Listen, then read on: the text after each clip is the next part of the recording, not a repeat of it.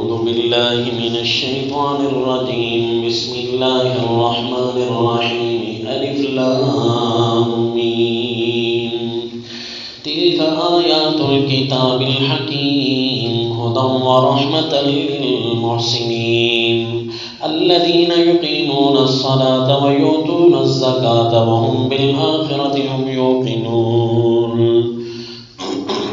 سورت کا ماقبل سورت کے ساتھ نام کا ربط۔ ہر سورت کے شروع میں 4 چیزیں بیان کی جاتی ہیں: ربط نامی، ربط معنوی اور دعوی سورت اور تقسیم سورت۔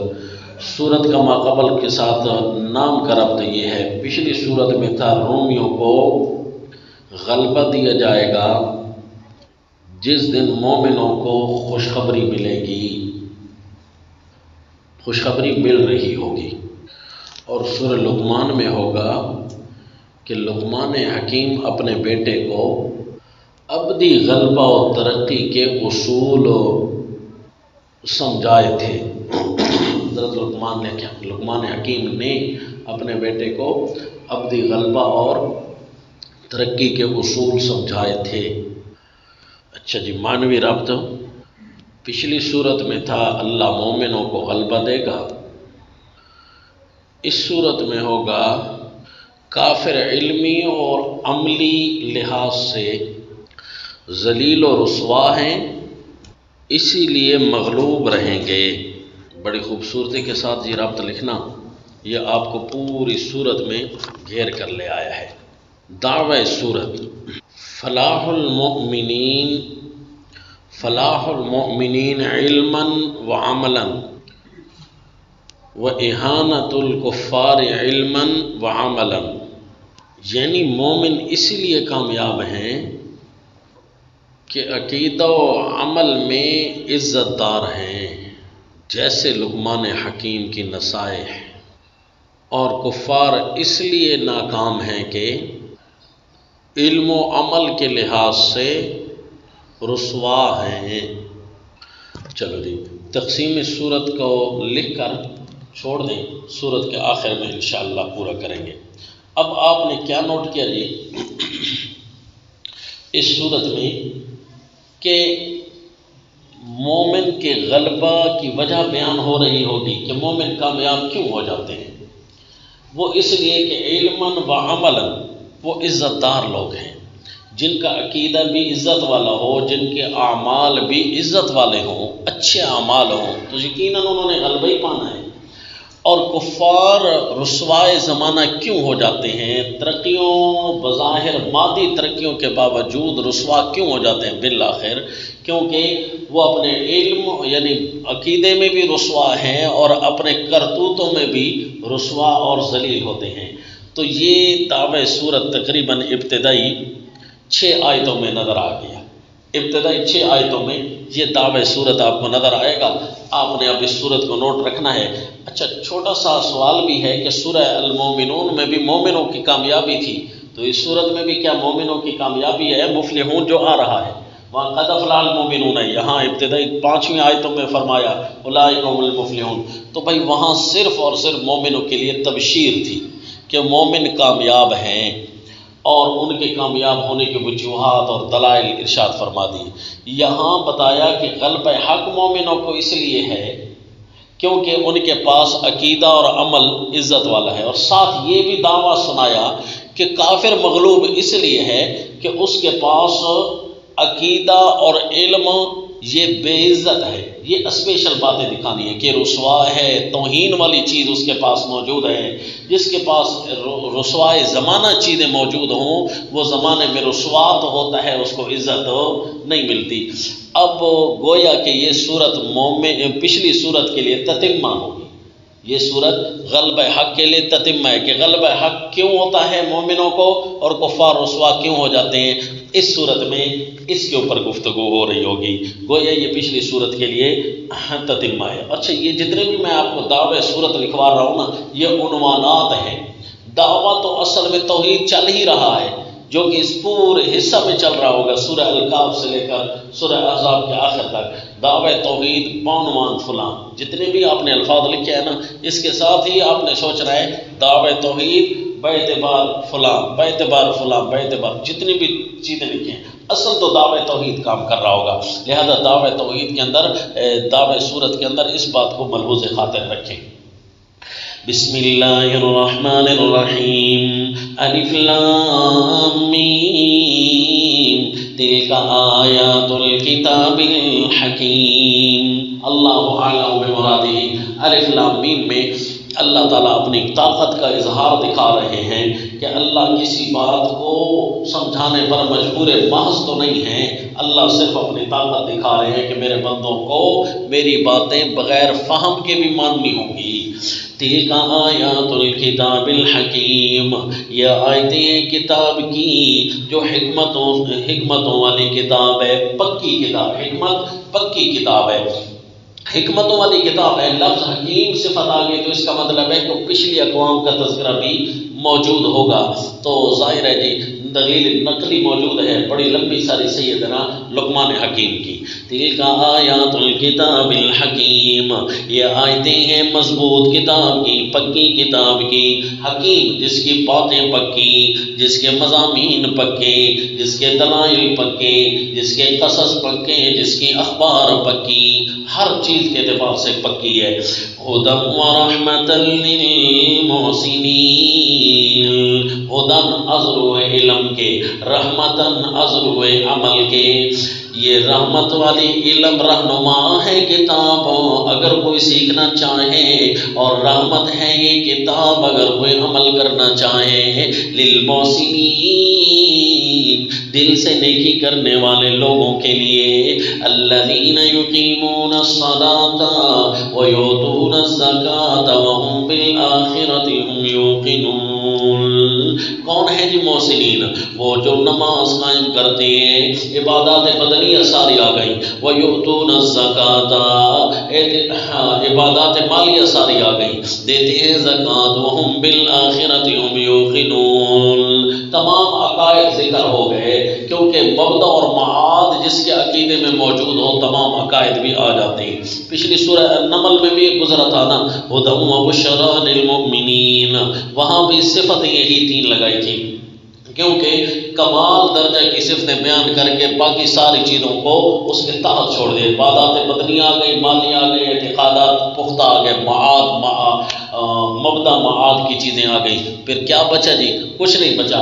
وہاں ان کو محسنین کے مومنین کی یہ صفتیں تھیں، اور یہاں محسنین کی صفتیں ہیں، کیونکہ وہاں مومنین کے لیے اس صورت کے اندر دعویٰ موجود تھا کہ مومنوں کے لیے خوشخبری بھی ہے اور ان کو سمجھانا بھی ہے کہ تم نے کافروں کے ساتھ کیسے معاشرت رکھنی ہے۔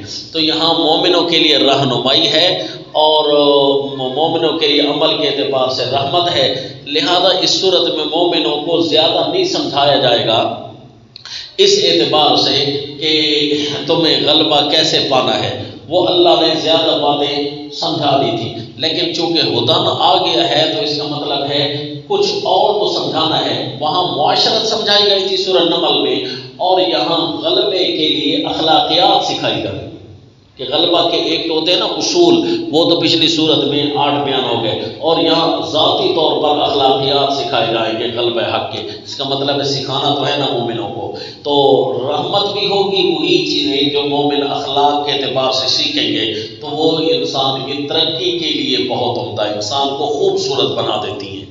تو پہلے شرط یہ ہے کہ محسن تو بنے نا بندہ، پھر ان کو یہ چیزیں سکھائیں گے۔ محسن بننے کے لیے ضروری ہے کہ یہ 3 صفات اس کے اندر علی وجہ کمال موجود ہو۔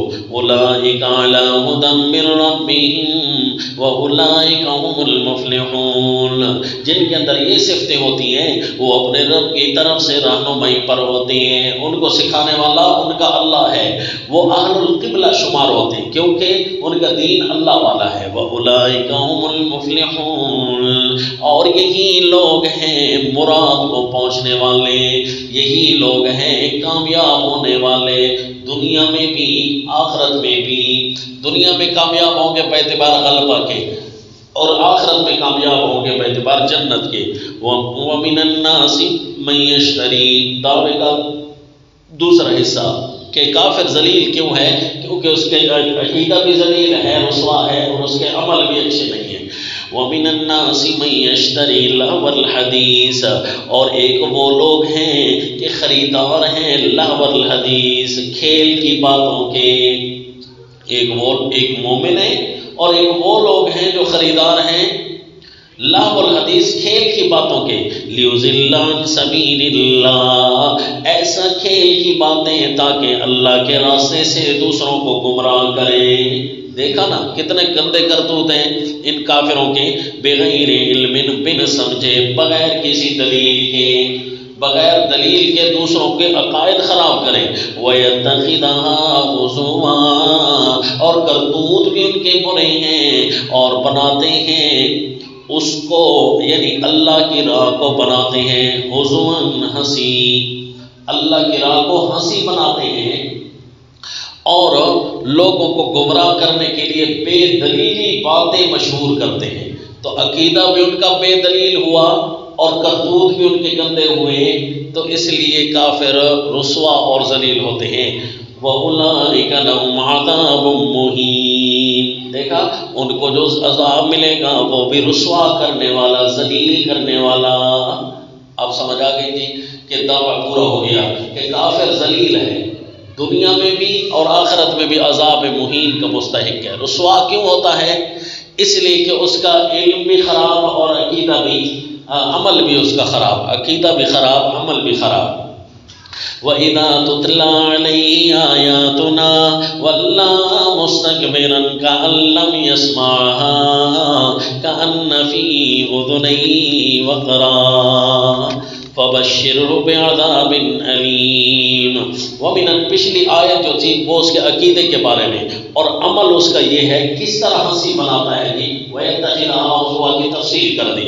وَإِذَا تُتْلَىٰ عَلَيْهِ، نیچے لکھو تفسیر ہزوا، کہ کیسے ہزوا بناتا ہے، جب اس پر ہماری آیتیں پڑھ کر سنائی جاتی ہیں، وَاللَّهُ مُسْتَكْبِرًا، پیٹھ پھیر جاتا ہے، مستکبرًا، تکبر کرتے ہوئے، تکبر کرتے ہوئے پیٹھ پھیر جاتا ہے۔ جس طرح ہنسی مذاق کو بے وقت سمجھ کر پھر جاتا ہے نا بندہ، اس کو بندہ دل پر نہیں لیتا، حقیقت میں نہیں لیتا، یہ ہے ہنسی مذاق بنانا کہ بے وقت کر جاتا ہے۔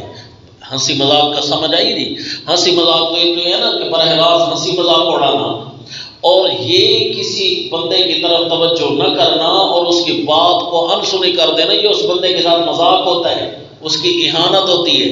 تو یہ کتاب اللہ کی اسی طرح اہانت کرتے ہیں، نعوذ باللہ۔ تو یہ اس کا عمل تھا، کأن لم يسمعها، گویا کہ اس کو سنائی ہی نہیں دیا، کأن فی اذنیہ وقرا، گویا کہ اس کے کانوں میں بوجھ ہے، یعنی بہرے ہیں۔ فبشرہ بعذاب علیم، سو سے خوشخبری سنا دردناک عذاب کی، جو کہ اس نے کام کیا دوسروں کا دل دکھانے والا۔ مبین، اللہ کے رسول کا دل دکھایا نا اس کو نے، کیونکہ اللہ کے رسول اس کے سامنے قرآن پڑھ رہے تھے اور اس نے قرآن کو اگنور کر دیا، نہ سنا نہ سمجھا، ہنسی کی طرح ٹال دیا۔ تو اسی طرح اس کو جو عذاب ملے گا درد دینے والا ملے گا۔ اولئک لہم عذاب علیم، اور مہین اس لیے کہ اللہ کے دین کو رسوا کرنے کی اس نے کوشش کی تھی، کہ اس نے عقیدے ایسے پھیلائے تھے جس سے دوسرے اللہ کے دین کو لینے والے بے وقت ہو جائیں، اس لیے اس کو عذاب مہین بھی ہے۔ تو جزاء بالجنس العمل، عذاب علیم بھی ہوگا عذر عقیدہ کے، عذاب علیم ہوگا عذر عمل کے۔ تو دیکھا کافر رسوا ہوتا ہے، کافر ذلیل ہوتا ہے، وہ ہمیشہ ناکام جاتا ہے۔ کیوں جی؟ کہ اس کا عقیدہ بھی رسوائے زمانہ ہوتا ہے اور اس کا عمل بھی رسوائے زمانہ ہوتا ہے۔ تو غلبہ تو اسے تھوڑا ہی ملتا ہے، غلبہ اسے کیسے ملے؟ ان الذین آمنوا، بشارت قربیہ، ان الذین آمنوا وعملوا الصالحات لہم جنات النعیم، جو لوگ ایمان لے آئے اور عمل کیے اچھے، ان کے لیے نعمتوں کے باغات ہوں گے۔ عقیدہ ان کا اچھا، ان کے عمل اچھے، ان کے لیے نعمتوں کے باغات ہوں گے، باغ بھی ہوں گے، اس کے اوپر پھل بھی لگے ہوں گے۔ خالدین فیہا، رہا کریں گے اس میں ہمیشہ۔ وعد اللہ حقا، وعدہ ہو چکا اللہ کا سچا، کیا جی وعدہ ہو چکا یہ اللہ کا سچا. وَهُوَ الْعَزِيزُ اللہ غالب ہے اپنا وعدہ نافذ کرنے میں. الحکیم حکمت والا ہے کہ کب وعدہ نافذ ہوگا. خلق السماوات بغیر عمد ترونها وألقى في الأرض رواسي أن تميد بكم. دلیل عقلی نمبر 1 دلیل عقلی نمبر 1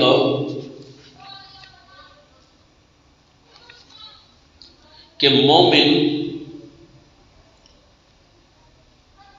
مومن کا عقیدہ غالب ہے، عزت والا ہے. دلیل عقلی نمبر 1 کہ مومن کا عقیدہ غالب اور عزت والا ہے، کیونکہ اس کے عقیدے میں یہ ہے خلق السماوات بغیر عمد ترونها. اب اللہ نے الفاظ جو دلائل کا چناؤ کیا وہ دیکھنا.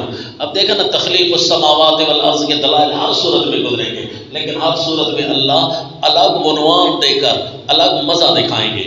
خلق السماوات بغیر عمد ترونها. دیکھ پیدا کیا اللہ نے آسمانوں کو بغیر ستونوں کے. ترونها جن آسمانوں کو تم دیکھتے ہو، ایسے ستون جن کو تم دیکھتے ہو جی. بغیر عمد ترونها خلق السماوات بغیر عمد بغیر ستونوں کے جن کو تم دیکھتے ہو. حالانکہ ستون ہے نہیں تو پھر ان کو دیکھتے کیسے ہیں؟ تو بغیر عمد ترونها عمد کی صفت ہے، چنانچہ تم دیکھتے ہو ان کو اسی طرح. کیسی صفت لگے گی؟ چنانچہ تم ان ستونوں کو دیکھتے ہو کہ یہاں ہے تو نہیں. تو ستونوں کو نہ دیکھنا بھی اس کو سمجھنا تو ہے نا. تو اسی لیے رؤیت قلبی مراد ہے، جس کو تم اسی چنانچہ دیکھتے ہو. وَأَلْقَى فِي الْأَرْضِ رَوَاسِيَ أَن تَمِيدَ بِكُمْ اور رکھ دیے زمین پر اللہ نے پہاڑ. أَن تَمِيدَ بِكُمْ تاکہ تم کو لے کر جھکنا پڑے. زمین پر پہاڑ رکھے تاکہ زمین ان بیلنس نہ ہو. وَبَثَّ فِيهَا مِن كُلِّ دَابَّةٍ اور پھیلا دی اس میں ہر طرح کے جانور. وَأَنزَلْنَا مِنَ السَّمَاءِ مَاءً اور اتارا ہم نے آسمان سے پانی. فَأَنبَتْنَا فِيهَا مِن كُلِّ زَوْجٍ كَرِيمٍ پھر اگائے زمین میں ہر قسم کے خاصے جوڑے. زوجن کریم ہر قسم کے خاصے جوڑے، بڑے مہنگی چیزیں. ہاذا خلق اللہ میں نے بتایا نا کہ یہ دلیل پہلی اللہ دکھا رہے ہیں کہ مومن پر غلبہ کیوں ہے، مومن کا عقیدہ تقریب والا کیوں ہے. اس کے لیے اللہ نے جو دلیل کا حصہ رکھا یہ ذرا دیکھو جی.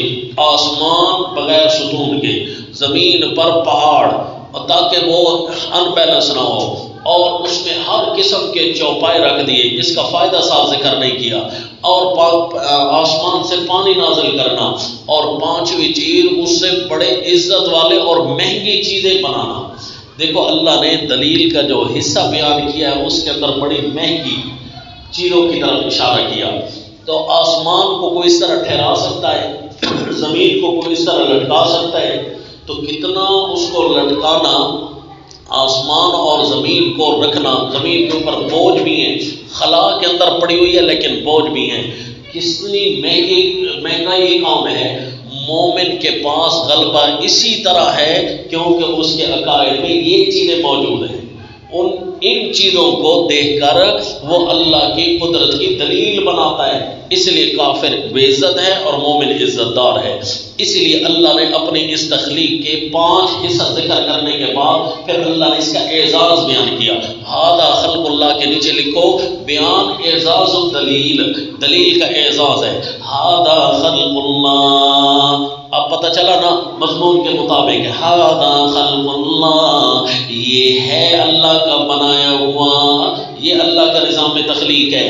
فَأَرُونِي مَاذَا خَلَقَ الَّذِينَ مِن دُونِي اب دکھلاؤ مجھے کیا بنایا ہے ان لوگوں نے من دونہ جو اللہ کے ماں سوا ہیں. انہوں نے کیا بنایا ہے؟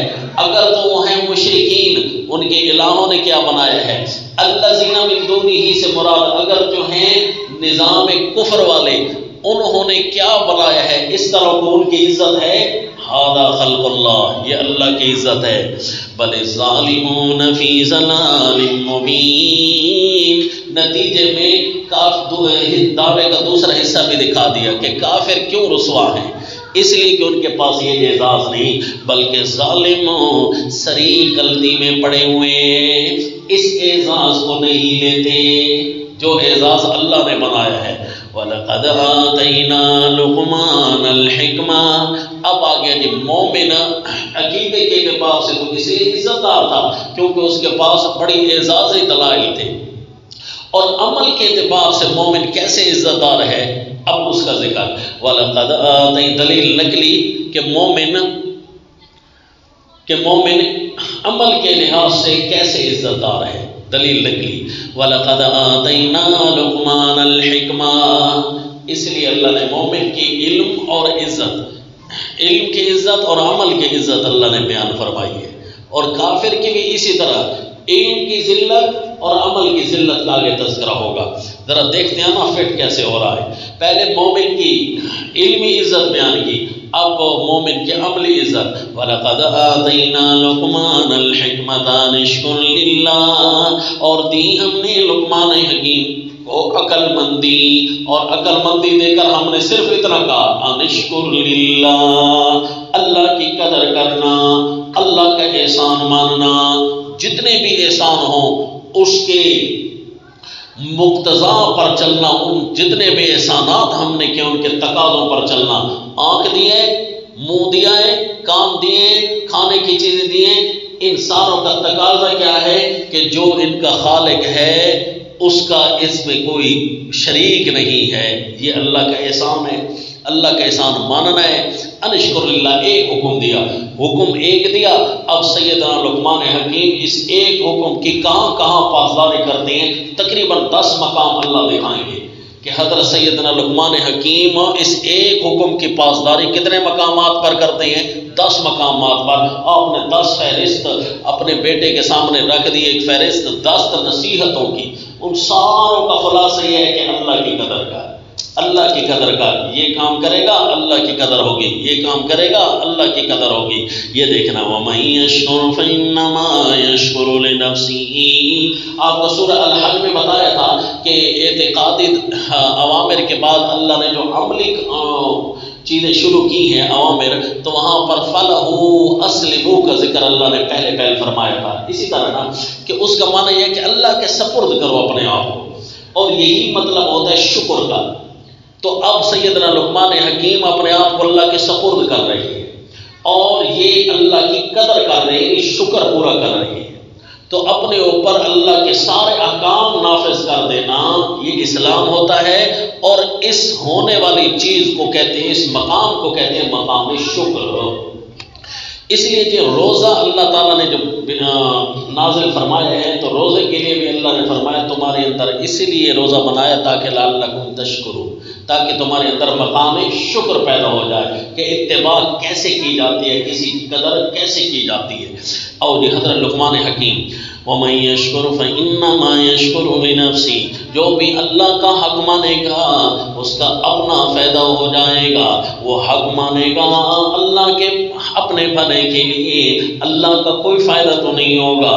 وَمَن كَفَرَ، اور جو حق نہ مانے گا یعنی منکر ہوگا، فَإِنَّ اللَّهَ غَنِيٌّ، اللہ بے پرواہ ہے، اللہ کو اس کی کوئی ضرورت نہیں، حمید، اور اللہ کا کوئی نقصان بھی نہیں ہو جائے گا، اللہ لائق حمد ہے، کوئی حمد کرے یا نہ کرے، اللہ لائق حمد ہے، کوئی حمد کرے یا نہ کرے۔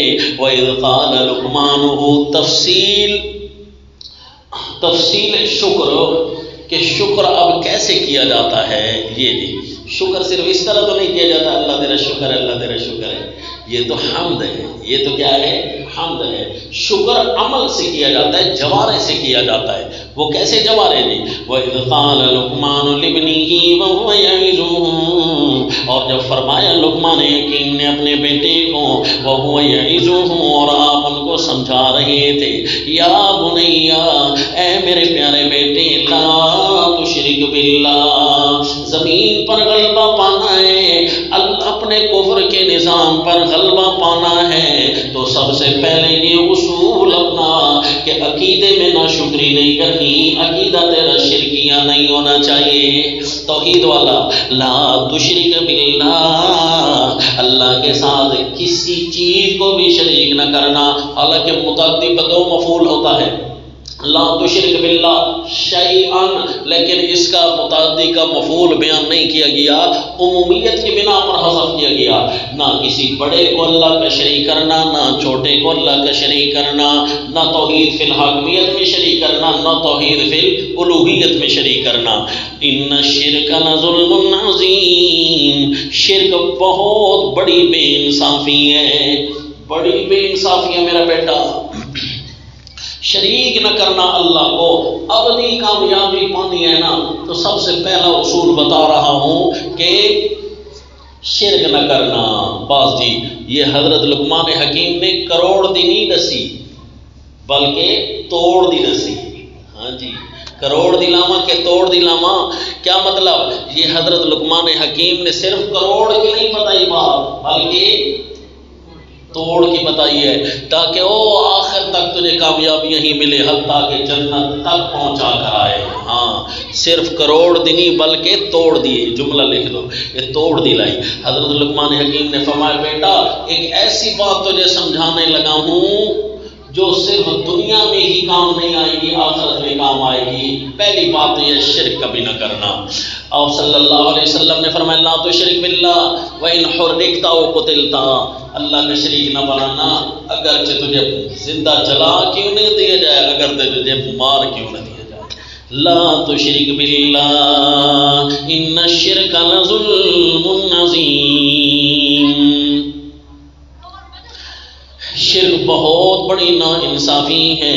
اس لیے سیدنا یوسف علیہ السلام کا حوالہ بھی آپ کو دیا تھا سورہ یوسف آیت نمبر 38 کے اندر کہ تمام انبیاء ہم اسی لیے آتے ہیں تاکہ ما کان لنا ان نشرک باللہ من شیء، تاکہ اللہ کی زمین پر شرک ختم ہو جائے۔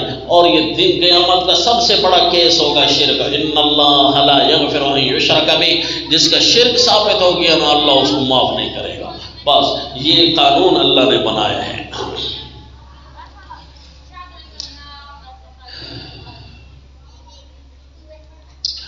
ان الشرک لظلم عظیم ووصینا الانسان بوالدیہ حملته امه وهنا على وهن وفصاله في عامین ان اشکر لی، تکمیل کے لیے پھر اللہ تعالیٰ نے ساتھ یہ والدین کے ساتھ حسن سلوک کا ذکر کیا، یا پھر حضرت لقمان حکیم ہی کی فہرست میں یہ تھا، نسائی کی فہرست میں، کہ جب اللہ کی قدر پوری کی نا، یہ بھی اللہ کی قدر ہے کہ جو رتبے اللہ نے بنائے ہیں ان رتبوں کی بھی پاسداری کی جائے۔ والدین کا رتبہ اللہ نے بنایا ہے، چاہے مشرک ہی کیوں نہ ہو، والدین کی قدر کرنی ہے۔ وَوَصَّيْنَا الْإِنسَانَ بِوَالِدَيْهِ، آگے آ رہا ہے صرف شرک میں کہنا نہیں ماننا، باقی ماننا تو ہے نا والدین کی قدر کو۔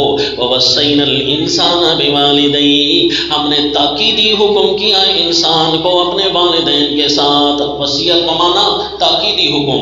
حَمَلَتْهُ أُمُّهُ وَهْنًا عَلَى وَهْنٍ، سوچ تو صحیح نا، اس کی ماں نے اس کو اٹھایا ہے۔ جب بھی احسان کرنے لگنا نا، کوئی احسان کا موقع آئے نا تو یہ سوچ کر احسان کرنا، میری والدہ نے کتنی تکلیف ایک میری خاطر اٹھائی تھی، کمزوری پہ کمزوری، شیخ الہند کا معنی وہنن علی وہنن، ماں نے اس کو اٹھائے رکھا تھا تھک تھک کر، کبھی بھی تجھے ہوشیاری کے ساتھ بیچاری نہ اٹھا سکی، جب تک تو اس کے پاس رہا ہر کام میں تھکی ماندی تھی وہ۔ اللہ وفصالہ فی، یہ مرد صرف اپنی عورتوں کے صرف اس بچے کی ذمہ داری کو ہی دیکھ دیکھ کر تھک جائے کہ ہم سے اٹھانا تو درکنار، دیکھنا بھی برداشت نہیں ہوتا، یہ اللہ نے اس کے اندر طاقت رکھی ہے۔ وَفِصَالُهُ فِي عَامَيْنِ، صرف اتنا ہی نہیں بلکہ 2 برس لگے چھڑانے میں۔ کتنے برس لگے؟ 2 برس۔ 2 برس تو حق ہے، پھر اللہ فرماتے ہیں 2 برس کے بعد فوراً نہیں چھڑا دینا اگر کوئی ہے تو۔ دیکھو نا جی، یہ تو میڈیکلی میں بھی ہے، فوراً اگر بچے کی خوراک تبدیل کی جائے گی تو بیمار پڑ جائے گا۔ کیا فرمایا؟ فَإِن ارادہ فصالا عن تراض منہما، کہ اب اگر جدائی کا ارادہ کرنا چاہتے ہیں تشاور، پھر مشورہ کر لے کیا کرنا ہے۔ اس کا مطلب ہے ابھی بھی مشورے کی گنجائش تو ہے۔ فی عامین ان اشکر لی ولوالدیک، کہ میرا حق مان، اپنے والدین کا حق مان، میرا حق مان، میں اللہ کا حق مان کہ اللہ نے تیرے والدین کو بنایا ہے، تیرے لیے خوراک کا انتظام ان سے کرایا ہے، اور اپنے والدین کا حق مان کہ انہوں نے تجھے اٹھایا ہے تکلیفوں پر۔ والدین کا ذکر کیا، حالانکہ یہاں تو صرف والدہ کی تکلیف بیان ہو رہی ہے، اس کا مطلب ہے ساتھ والد کو بھی پوری مشکلات ہوتی ہیں۔ ہاں جی، بال بڑے کرنے کوئی سوکھے نہیں، کافی کچھ آزمائشیں بچے کے باپ کو بھی تو اٹھانی پڑتی ہیں۔ الیہ المصیر، ماں صرف بیٹے کو سنبھالتی ہے، جبکہ باپ بیٹے کو بھی سنبھالتا ہے، بیٹے کی ماں کو بھی سنبھالتا ہے، خوراک کا انتظام کرنا۔ الیہ المصیر، آخر مجھی تک تو آنا ہے، میرے پاس آنا ہے۔ وَإِن جَاهَدَاكَ عَلَىٰ أَن تُشْرِكَ بِي مَا لَيْسَ لَكَ بِهِ عِلْمٌ، اگر وہ تیرے ساتھ لڑ پڑیں اس بات پر کہ تو میرے ساتھ شریک بنا، مَا لَيْسَ لَكَ بِهِ عِلْمٌ، جس کی تیرے پاس کوئی دلیل نہیں، فَلَا تُطِعْهُمَا، ان کا یہ کہنا نہیں ماننا، وَصَاحِبْهُمَا فِي الدُّنْيَا مَعْرُوفًا، لیکن یہ نہ سمجھ لینا کہ والدین مشرک ہیں لہذا ان کی توہین اب کرنی شروع کر دوں، نہ اس کے باوجود بھی دنیا میں رکھ ان کو دستور کے مطابق، بس جی ان کی عزت افزائی اسی طرح کر، ان کے ساتھ احسان سے پیش آ، کیونکہ اس نے تیری قدر کی ہے، باقی اس کے دین کے خلاف کہنے نہیں ماننے۔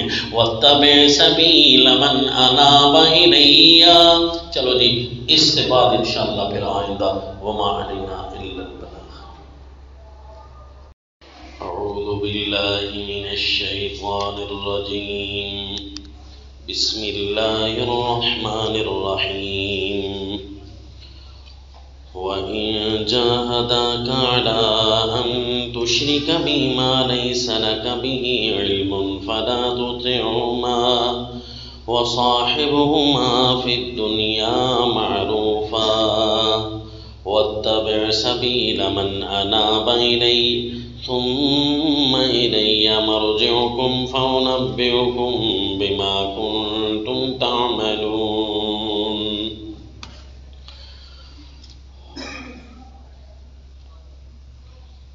وَاتَّبِعْ سَبِيلَ مَنْ أَنَابَ إِلَيَّ، سیدنا لقمان حکیم کی نصائح میں سے سر فہرست مسئلہ توحید، اور اس کے بعد حقوق العباد شروع ہوا، اور حقوق العباد میں ہی آتا ہے کہ اس کا کون سا کہنا ماننا ہے اور کون سا کہنا نہیں ماننا۔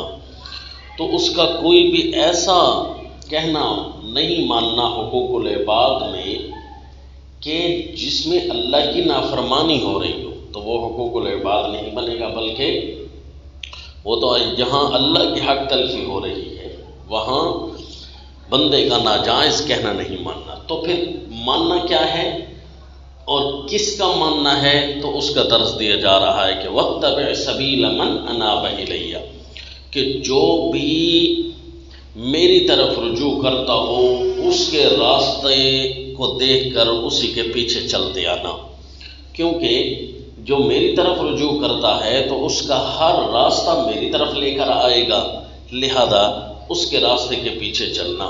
وَاتَّبِعْ سَبِيلَ مَنْ أَنَابَ إِلَيَّ، تو جس آدمی نے اللہ کی طرف رجوع کرنا ہے، اب اس کو دیکھ کر یا اس سے پوچھ کر، کوئی بھی صورت ہوگی، اسی کا نام تقلید ہوتا ہے۔ اور یہ تقلید قرآن پاک کی 14 آیات سے ثابت ہے۔ حکم تقلید ایک ہماری اصطلاح ہے، اطاعت، اتباع، ان ساری چیزوں پر بولا جاتا ہے۔ تو جو ان آیتوں سے چیز نظر آتی ہے ہم اس کا نام تقلید رکھتے ہیں، اس کا نام اطاعت اور اتباع اس لیے رکھ رہے ہیں کیونکہ دونوں کو لفظ تقلید شامل ہے، تو اس لیے ہم کہہ دیتے ہیں، ورنہ اگر کسی کو لفظ تقلید سے چڑ ہے تو پھر اس کے اپنے عقل کا قصور ہے، اس کو چاہیے کہ وہی چیز جو اس آیت سے نظر آ رہی ہے بس اس پر عمل کرنا، وہ کیا ہے، وہ تقلید ہے تو بس اسی پر عمل کرو، کوئی اور نام رکھ کر، اگر لفظ تقلید سے چڑ ہے تو بہرحال کہ قرآن پاک کے اندر 14 آیات تقلید کی ہیں۔ تو تقلید گویا کہ جس کو ہم کہہ رہے ہیں کہ اللہ کی بات ماننا، رسول اللہ کی بات ماننا، اور رسول اللہ کی طرف بلانے والے، اللہ کی طرف بلانے والے ہر بندے کی بات ماننا، یہ قرآن سے ثابت ہے، اور اس عقیدے کا انکار کرنا کفر ہے۔ اس لیے ہم کہتے ہیں کہ تقلید کا مسئلہ عقائد میں سے ہے، نہ کہ یہ فروعات میں سے ہے۔ تو کوئی کتاب اللہ کی 14 آیتوں کا انکار لازم آئے گا۔ ہاں، ایک ہے تقلید ناجائز حرام، وہ تو اس کی بھی قرآن خبر لیتا ہے کہ اولو کان آباؤہم لا یعلمون شیئا ولا یہتدون، کہ ایسے آبا و اجداد کا کہنا ماننا کہ جن کو کوئی عقل و شعور نہیں ہے، وہ کتاب اللہ، اللہ کی راہ یا رسول اللہ کی راہ تمہیں نہیں سمجھا رہے، تو ان کا کہنا نہ مانیں۔ تو حرام تقلید کے سہارا لے کر حلال اور فرض تقلید کو چھوڑ دینا، یہ جو ہے کتاب اللہ کی آیتوں کا انحراف کرنا ہے۔ میں نے آپ کو کئی مقامات پر بتایا کہ کتاب اللہ کا انکار جو ہے کئی صورتوں پر امت پر طاری ہو رہا ہے، نعوذ باللہ۔ اس لیے کہ جب بھی اللہ کی مدد نہ آ رہی ہو مسلم امہ پر، سمجھ جائیں کہ کہیں نہ کہیں کتاب اللہ کا انکار بنیاد بن رہا ہے اور اس کے بعد بدعملی۔ تو کتاب اللہ کا انکار چند مسائل میں ہمارے ہندوستان اور پاکستان میں چل رہا ہے، اس کی سہارا لے کر کتاب اللہ کا انکار، مثلا مسئلہ حیات ممات، قرآن کی تقریباً 120 آیتوں کے قریب معطل ہوتی ہیں، نعوذ باللہ۔ مسئلہ جادو یہ چلا کر انبیاء پر، یہ قرآن پاک کی تقریباً 5 سے 6 آیتیں معطل ہو رہی ہیں، اور اسی طرح مسئلہ تقلید کو چھیڑ کر شیطان نے کتاب اللہ کی 14 آیات کو معطل کرنے کا پروگرام بنایا ہے۔ تو ہمیں پورا کا پورا سٹینڈ لینا ہوگا ایسی آیتوں پر، اور آپ کو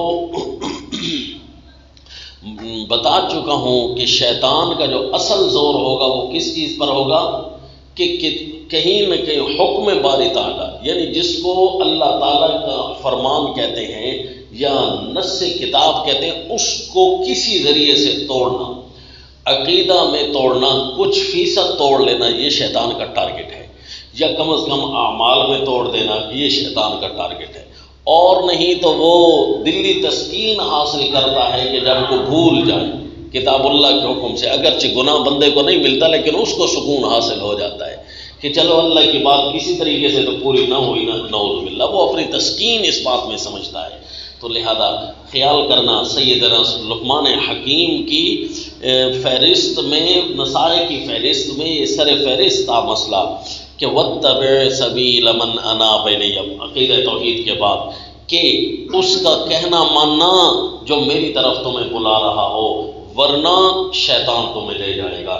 شیطان کا کام کیا ہے کہ وہ سب سے پہلے جڑ کو اکھیڑتا ہے، لَأَحْتَنِكَنَّ ذُرِّيَّتَهُ، اور جڑ ہماری کیا ہے؟ یہ کتاب اللہ ہے۔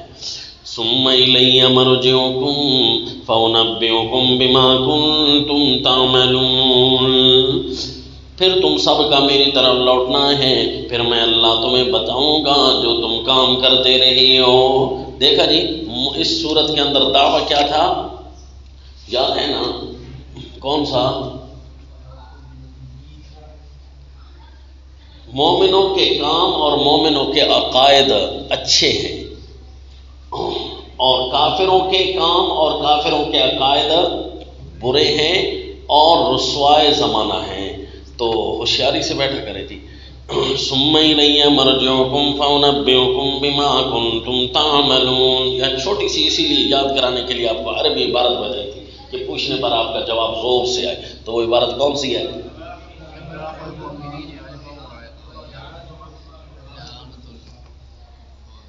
درمیان میں یہ بھی بولنے لگ جاتا ہے، لکھا ہوا ہے آپ نے، تو اس کی آواز تو پہنچنے دو۔ تو فلاح المومنین، مومنوں کی فلاح اور کافروں کی اہانت، اس لیے بیان ہو رہی ہے کیونکہ ان کے اعمال معزز ہیں، عزت والے ہیں اور عقائد عزت والے ہیں، تو اس لیے فَأُنَبِّئُكُم بِمَا كُنتُم تَعْمَلُونَ، یہاں مومنوں کی عقیدہ اچھا ہے، اسی لیے تو پہلی دلیل بتا دی اور اس میں بتایا ھذا خلق اللہ، اشارہ کر دیا مومنوں کے اعتقاد کے اعزاز کی طرف، اور اب مومنوں کی چونکہ عمل کی باتیں ہو رہی ہیں کہ مومنوں کا عمل اچھا ہے، تو لہذا اس میں پوری دلیل نقلی سیدنا سلیمان علیہ السلام کی بیان، لقمان حکیم کے بیان کر دی۔ یا بنی انہا ان تک مثقال حبۃ من خردل فتکن فی صخرۃ او فی السماوات او فی الارض، اے میرا پیارا بیٹا، یہاں آیات دیکھتے ہیں نا، جتنی آیات اتنی نصائح ہم بنائیں گے، ویسے درمیان میں ایک ایک کر کے نصیحت گنو تو زیادہ بنتی ہیں، ہم 5 نصائح بنا رہے ہیں۔ پہلی لا تشرک باللہ، دوسری وصینا الانسان بوالدیہ، اور اس سے اگلی آیت وَإِن جَاهَدَاكَ، یہ اس کے ساتھ شامل ہوتی ہے کیونکہ دونوں کا حکم ایک جاری ہے، تو یہ 2 اور یہ تیسرا آ گیا۔ یا بنی انہا ان تک مثقال حبۃ من خردل، اے میرا پیارا بیٹا، انہا اگر یہ چیز، یہ ایل خصلہ، یہ مؤنث ہے نا ضمیر، تو ہم بھی اس کا مرجع پچھلے مضمون سے مؤنث نکالیں گے، اگر یہ عادت، یہ خصلت اگر اتنی ہو، ان تک مثقال حبۃ من خردل، فرما برداری کی یا نافرمانی کی ذرا سی بھی ہو، ایک رائی کے دانہ کے برابر، مثقال برابر، حبہ دانہ، من خردل رائی کا، فتکن فی صخرۃ، بس وہ ہو جائے کسی پتھر میں،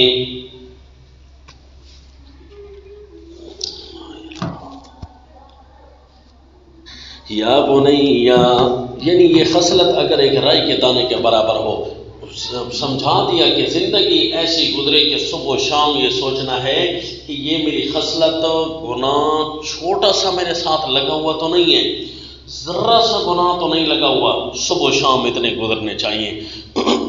یہ اپنے بیٹے کو سمجھا رہے ہیں، اگر اس نصیحت سے اعراض ہو جائے، دوسری ساری نصیحتوں پر عمل ہو جائے، تو سمجھو نیکی کے کام بھی ہو رہے ہیں اور گناہ بھی ساتھ ساتھ جاری ہے۔ چھوٹی سی بات، اس پر بھی توبہ اور استغفار، ذرا سے اپنے آپ کو کلیئر کرنے والا بڑے بڑے گناہوں سے بچ رہتا ہے۔ فتکن فی صخرۃ، اگر بس وہ ہو کسی پتھر میں، او فی السماوات، یا آسمان کی بلندیوں میں گم ہو جائے، او فی الارض، یا زمین کی پستیوں میں گم ہو جائے، یات بہ اللہ، لا حاضر کرے گا اس کو اللہ، ایک دفعہ آئے گی ضرور۔ من یعمل مثقال ذرۃ خیرا یرہ ومن یعمل مثقال ذرۃ شرا یرہ، ایک ذرے کے برابر خیر ہوگی یا شر ہوگی، دونوں آئیں گے۔ ان اللہ لطیف خبیر، علت کیونکہ اللہ چھپی چیزوں کو خبردار ہے، لطیف باریک بین ہے، یعنی چھپی چیزوں کو بھی جانتا ہے، خبیر ہر بات سے باخبر ہے۔ یا بنی اقم الصلاۃ، نصیحت نمبر 4، یا بنی اقم الصلاۃ، اے میرا پیارا بیٹا نماز پڑھتے رہے، پہلا عقیدہ، دوسرا حقوق العباد، اور تیسری چیز کہ گناہوں کی طرف اسپیشل توجہ کرنا کہ کیا میرے پاس گناہ تو نہیں آ رہے ہیں، میں نیکی کر رہا ہوں تو کس انداز کی کر رہا ہوں، ذرا سا خیال۔ اور اگلی چوتھی نصیحت کہ اپنی عبادات کا خیال رکھنا، یہ بھی اقم الصلاۃ وامر بالمعروف وانہی عن المنکر۔ بندہ یہ سوچے میں دنیا میں آیا جو ہوں، آیا تو صرف انہی امور کے لیے ہوں، لیکن اس کے باوجود اللہ مجھ سے یہ کام تھوڑے وقت میں کراتے ہیں، باقی سارا وقت ہمارا فری میں گزرتا ہے، ہم آرام کریں ہماری مرضی، ہم سوئیں ہماری مرضی، ہم کھائیں ہماری مرضی، کاروبار کریں ہماری مرضی، بس یہ چیزیں پوری ہونی چاہیے، سارا ٹائم اللہ نے فری کر دیا، ورنہ تو یہ یومیہ 50 نمازیں ہونی چاہیے۔ عبادت کا استحقاق تو یہ ہے کہ دنیا میں آئے عبادت کے لیے تو اور کوئی کام بھی نہیں ہونا چاہیے تھا، 50 نمازیں ہونی چاہیے تھی، یہ اللہ تعالیٰ نے 50 کے بجائے 5 نمازیں کر دی، اور اگر رکعات کی تعداد دیکھی جائے تو یہ بنتی 50 ہے، اور صبح سے لے کر رات تک، تہجد سے لے کر آخر تک یہ تقریباً 50 رکعتیں بنتی ہیں، تو یہ 50 رکعتیں 50 نمازیں بنا دی گئی ہیں۔ تو اس لیے جی یا بنی اقم الصلاۃ، اے میرا پیارا بیٹا نماز کو کبھی نہ چھوڑنا، وامر بالمعروف، اور اس پر گفتگو کر چکا ہوں کہ جتنی فیصد نماز اتنی فیصد پاک دامنی اور شریعت اپنے پاس رہے گی، جتنی فیصد نماز ہمارے ہاتھ سے نکلی ہوئی ہوگی اتنے فیصد پاک دامنی بھی ہمارے ہاتھ سے نکلی ہوئی ہوگی، اور شریعت پر عمل بھی ہمارے ہاتھ سے نکلا ہوا ہوگا۔ اب یہ فیصدی تو کم از کم ہر بندہ اپنے بارے میں سوچ سکتا ہے کہ نماز میں میرے 100 نمبر میں خود لگا سکتا ہوں اپنی ضمیر کی آواز سے۔ گزشتہ امور میں اس نماز کے اوپر گفتگو سورہ طٰہٰ میں بھی ہو چکی ہے اور سورہ الحج کے اندر بھی ہو چکی ہے۔ اقم الصلاۃ وامر بالمعروف وانہی عن المنکر، اور تیرے فرائض میں سے یہ ہے کہ نیکی کا حکم کرتے رہیں، وانہی عن المنکر، اور برائی سے روکتے رہیں۔ یومیہ امر بالمعروف اور نہی عن المنکر، یہ فریضہ مشکل بھی ہے، اور اس فریضہ کی حدود قیود سیکھ کر آگے چلنا ہے۔ بعض اوقات تو یہ ہوتا ہے کہ امر بالمعروف ہم کر سکتے ہوتے ہیں اور نہیں کر رہے ہوتے، تو وہاں گرفتاری آ جائے گی۔ امر بالمعروف اور نہی عن المنکر، ہاں باقی کوئی جگہ ایسی ہوتی ہے کہ جو ہماری طاقت سے خارج ہوتا ہے تو عین ممکن ہے اس پہ کوئی چھوٹ مل جائے، ورنہ تو امر بالمعروف اور نہی عن المنکر کو اپنے اوپر سجا کر رکھے۔ اور اس کا طریقہ کار آپ کو بتایا تھا کہ خواہ جو ہے آپ نے سختی اپنی زبان سے نہیں دکھانی، ورنہ وہ امر بالمعروف اور نہی عن المنکر نہیں رہے گا، بلکہ وہ پھر ذاتی بدلہ بن جائے گا۔ امر بالمعروف اور نہی عن المنکر اس انداز سے بنے کہ الفاظ اور لہجہ دونوں کے اندر یہ ٹپکتا ہوا محسوس ہو رہا ہو کہ یہ خیر خواہی کر رہا ہے۔ جس طرح کہ اپنے بیٹے کو، جس طرح کہ اپنے بھائی کو، بندہ گھر کے فرد کو جس طرح امر بالمعروف اور نہی عن المنکر کرے، باہر بھی اسی طرح کرنی ہے۔ وَاصْبِرْ عَلَىٰ مَا أَصَابَكَ، اگلا فریضہ کہ جب بندہ امر بالمعروف اور نہی عن المنکر کرتا ہے تو مشکلات تو آتی ہیں، رکاوٹیں تو آئیں گی۔ وَاصْبِرْ کیا معنی؟ ڈٹ جانا، یہ فرض ہے باقاعدہ۔ وَاصْبِرْ عَلَىٰ مَا أَصَابَكَ، مشکلات کھڑی کر کے تجھے اس مشن سے ہٹایا جائے گا، مشکلات پیدا کر کے، لڑائیاں پیدا کر کے امر بالمعروف اور نہی عن المنکر کے امور سے تجھے دور کیا جائے گا، لیکن ڈٹ کے رہنا۔ پچھلی سورت کی آخری آیت بھی یہی تھی کہ میرے پیغمبر فَاصْبِرْ إِنَّ وَعْدَ اللَّهِ حَقٌّ وَلَا يَسْتَخِفَّنَّكَ الَّذِينَ لَا يُوقِنُونَ، اتنا ہلکا دین کو نہیں پکڑنا کہ جو مرضی اڑا کر بھگا کر لے جائے۔ لا یستخفنک، تجھے کوئی ہلکا نہ محسوس کرے، اتنا سختی سے دین پر پکا رہ جائے کہ تجھے ہلاتے ہوئے اگلے کو سوچنا چاہیے۔ فاصبر علی ما اصابک ان ذلک من عزم الامور، بے شک یہ ہے ہمت کے کام۔ اور جی اگر نماز کے فریضہ کو پورا کیا تو امر بالمعروف کا فریضہ پورا ہوگا، امر بالمعروف اور نہی عن المنکر کا فریضہ صحیح پورا ہوا تو خود بخود اللہ استقامت علی الدین بتا دیں گے، اس لیے یہ ترتیب آئی۔ ورنہ تو آپ پوچھ سکتے ہیں کہ جی یہ ترتیب کیوں آئی؟ یا بنیا واصبر علی ما اصابک، یا بنیا وامر بالمعروف، یا بنیا اقم الصلاۃ، جو ترتیب الٹ کیوں نہیں آئی؟ ترتیب یہ کیوں؟ پہلے نماز پھر عمل بالمعروف، کیوں جی نماز صحیح ہوگی تو امر بالمعروف اور نہی عن المنکر میں مدد ملے گی۔ واستعینوا بالصبر والصلاۃ، اور امر بالمعروف اور نہی عن المنکر صحیح ہوا یعنی حق درجے کا ہوا تو اللہ کی طرف سے استقامت بھی نازل ہو جاتی ہے۔ اور جس طرح صحابہ کہف نے امر بالمعروف اور نہی عن المنکر پورا کیا تو اللہ فرماتے ہیں وَرَبَطْنَا عَلَىٰ قُلُوبِهِمْ إِذْ قَامُوا فَقَالُوا رَبُّنَا رَبُّ السَّمَاوَاتِ، جب انہوں نے امر بالمعروف کو پورا کیا نا، اس وقت ہم نے ان کو ربط علی القلب نصیب کر دیا، یعنی دل کو مضبوط کر دیا۔ إِنَّ ذَلِكَ مِنْ عَزْمِ الْأُمُورِ، یہ بڑے ہمت کے کاموں میں سے ہے۔ اس کا مطلب ہے نماز زندگی میں مسئلہ بنائے گی جی، باہمت لوگوں کو باہمت بنائے گی اور دوسرے لوگ پیچھے چلے جائیں گے، لہذا باہمت بننا ہے، نماز میں ذرا بھی کوتاہی نہ آنے پائے۔ اس لیے موحد کا کام ہے نماز. موحد شیطان فرشتوں کو چیلنج کر رہا ہو کہ دیکھ تیرے موحد ہیں یہی نماز کو خراب کر رہے ہیں، تو اس وقت پھر ہمارا نہ رہنے کا مقام نہ ڈوبنے کا مقام ہے جی. تو لہذا مشرکین نماز پڑھیں، بدعتی نماز پڑھیں، لبرل نماز پڑھ رہے ہوں اور بڑی ٹھاٹھ کے ساتھ اور بڑے خشوع خضوع کے ساتھ، ان کی نماز کسی کام کی ہے؟ بلکہ وہ اللہ کے دشمن تو اسی طرح بنے ہوئے ہیں. موحد کو چاہیے کہ نماز کے اندر اہتمام سے نماز ادا کرے، سنن کی طرف توجہ، نوافل کی طرف توجہ. حتیٰ کہ رسول اللہ صلی اللہ علیہ وسلم کا معاملہ یہ تھا کہ جب بھی کوئی عمل گھبراہٹ کا آتا تو نماز کی طرف زیادہ متوجہ ہو جاتے. تو بہت ضروری نہیں ہے کہ آپ بہت لمبی کر کے پڑھیں، مختصر بے شک پڑھ لیں جتنا آپ کو موقع ملا ہے، لیکن اسی کے اندر تو خشوع ہونا چاہیے. ہاں جی. وَلَا تُصَعِّرْ خَدَّكَ لِلنَّاسِ.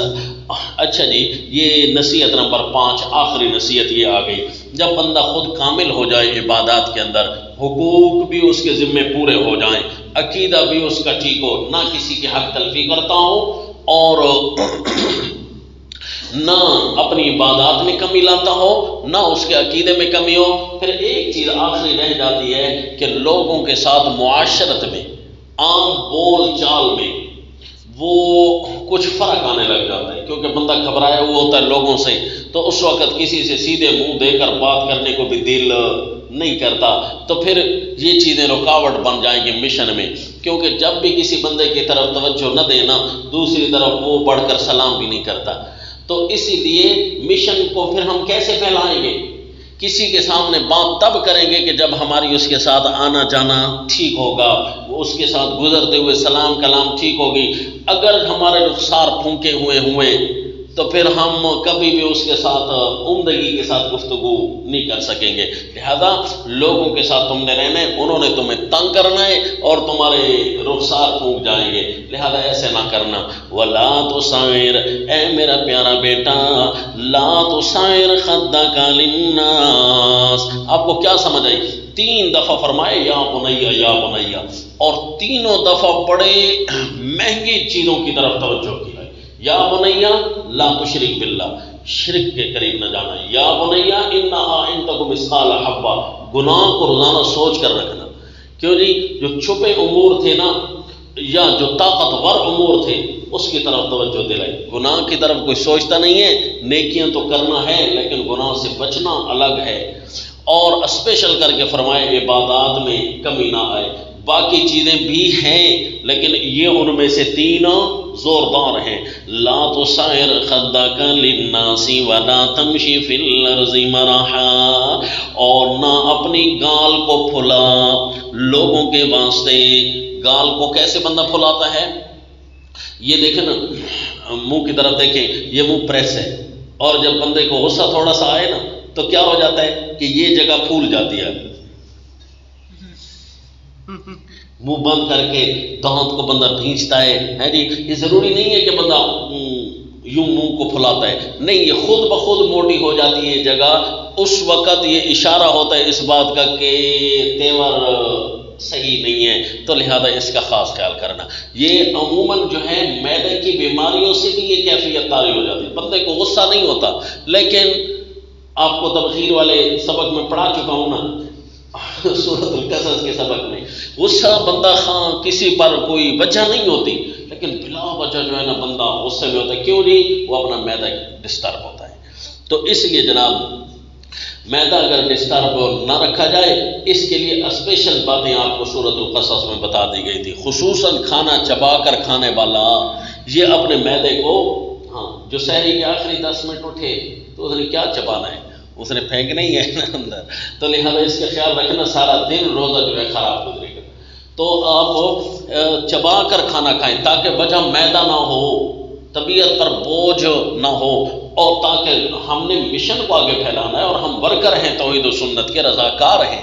لا تُصَعِّرْ خَدَّكَ لِلنَّاسِ، اس لیے اپنے معدے کی اصلاح کریں. وَلَا تَمْشِ فِي الْأَرْضِ مَرَحًا، اور نہ چل زمین پر اتراتے ہوئے. بندے کے ذہن میں یہ آ جاتا ہے نا کہ یہ سارے جانور ہیں، کیونکہ نہ اللہ کے نہ رسول اللہ کے، اور دل کرتا ہے کہ ان کو بندہ زمین سے اڑا دے. دل تو یہ کرتا ہے، لہذا جب یہ چاہت پیدا ہو جاتی ہے تو بندہ صرف اپنے آپ کو ہی بندہ سمجھتا ہے، اس کے علاوہ باقی کسی کو اس قابل ہی نہیں سمجھتا، تو پھر نقصان ہے جی، پھر زوال آ جائے گا بندے پر، کیوں جی مشن کے اندر تو پھر وہ کام نہیں کر سکے گا، دوسروں کے ساتھ مل بیٹھ اس کے پھر ختم ہو جائے گی، لہذا پھر نقصان ہوگا۔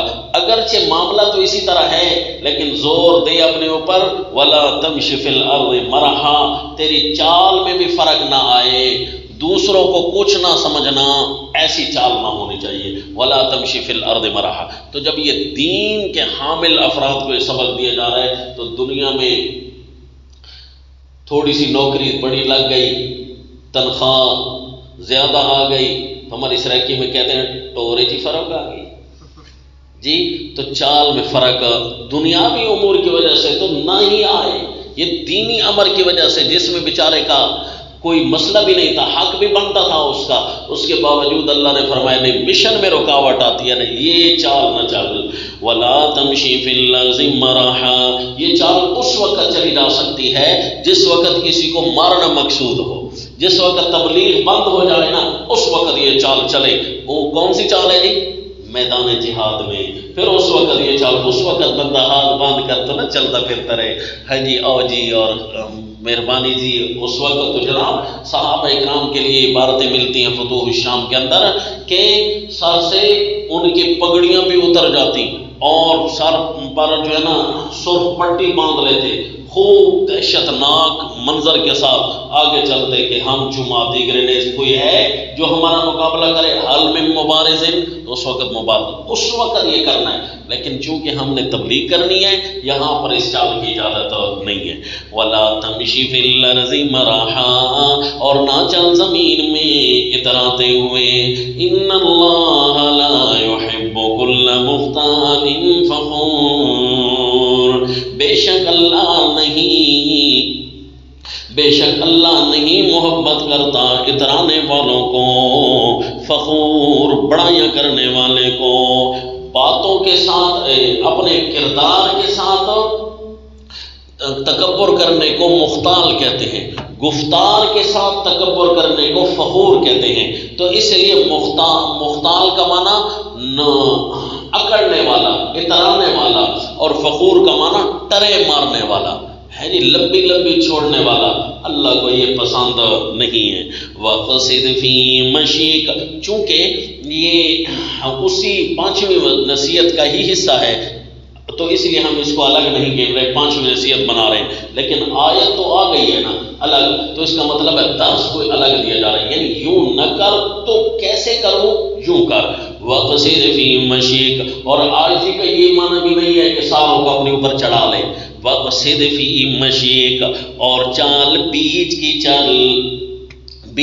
چال چل، یعنی درمیانی چال چل، وَغْضُضْ مِن صَوْتِكَ، اور نیچے رکھ اپنی آواز، کیونکہ إِنَّ أَنكَرَ الْأَصْوَاتِ لَصَوْتُ الْحَمِيرِ، بری سے بری آواز گدھے کی آواز ہے، اگر چیخ کر بولنا یہ ٹھیک ہوتا موحد کے لیے تو پھر تو یہ گدھا بھی ٹھیک چال چلتا ہے، لہذا جانوروں کی طرح ہمیں نہیں بولنا۔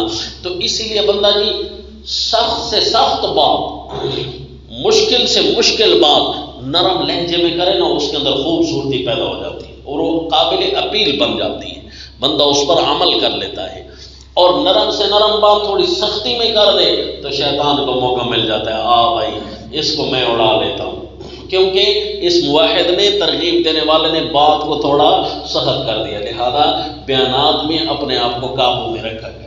ہوتا ہے تھوڑا بی پی ہائی ہو رہا ہوتا ہے، تھوڑی دیر کے بعد بندہ اب ہونے لگتا ہے، لیکن استغفار کر کے بیٹھ جائے کہ اے اللہ مجھے طریقہ تبلیغ نہیں آتا، میری مدد فرمانا جی، تو پھر اللہ تعالیٰ مدد فرمائیں گے۔ 5 نصیحتیں کی، یہ ہوتے ہیں مومنوں کے کردار، مومنوں کے کردار دیکھ لیے، ہدی و رحمت للمحسنین، رحمت کے قابل ہوتے ہیں، محسنین میں سے محسن اعظم ان کی دلیل نقلی کے طور پر پیش کر دی، ہدی و رحمت للمحسنین۔ اب بھائی بات بنتی ہے ان کی کہ کفار کی اہانت، کیوں جی اس صورت میں اہانت الکفار کیوں ہے؟ وجہ کہ ان کے عقیدے شرکیہ باطل گندے اور اسی طرح ان کے کردار بھی کرتوت بھی انتہائی برے. تو اسی لیے جی الم ترو کے لفظ سے خطاب آئے گا. الم ترو، کیا نہیں دیکھا انہوں نے، کیا نہیں توجہ کی؟ یہ اللہ تعالیٰ ان کو بلا رہے ہیں جن کو توجہ کرنی چاہیے تھی اور نہیں کی، تو اس لیے اللہ دیے 2 دفعہ الم ترو آئے گا اور 2 دفعہ الم تر آئے گا. وہاں جا کر الگ نقطہ عرض کروں گا. الم ترو یہاں پر آپ کو بتایا نا کہ پہلی دلیل عقلی وہ مومنوں کے اعمال اعتقاد کی عزت کے لیے بیان کی اور اس کا نتیجہ یہ فرمایا تھا ھذا خلق اللہ. اور یہ دوسری دلیل عقلی آ رہی ہے جی، دیکھ لو، اور اس میں التفات کفار کی طرف ہوگا. الم ترو، کیا تم نے نہیں دیکھا، ان اللہ، اور اس بات کا رجحان کہ اس میں التفات کفار و مشرکین کی طرف ہے یا ان کی طرف ہے جو ان کی چال چلنے والے. دیکھو نا جی، عقیدہ دعویٰ کے اندر وَمِنَ النَّاسِ مَن يَشْتَرِي لَهْوَ الْحَدِيثِ، یہاں پر لفظ کفار کا نہیں آیا تھا اور ہم نے آپ کو دعوے میں احانت الکفار لکھوایا جی.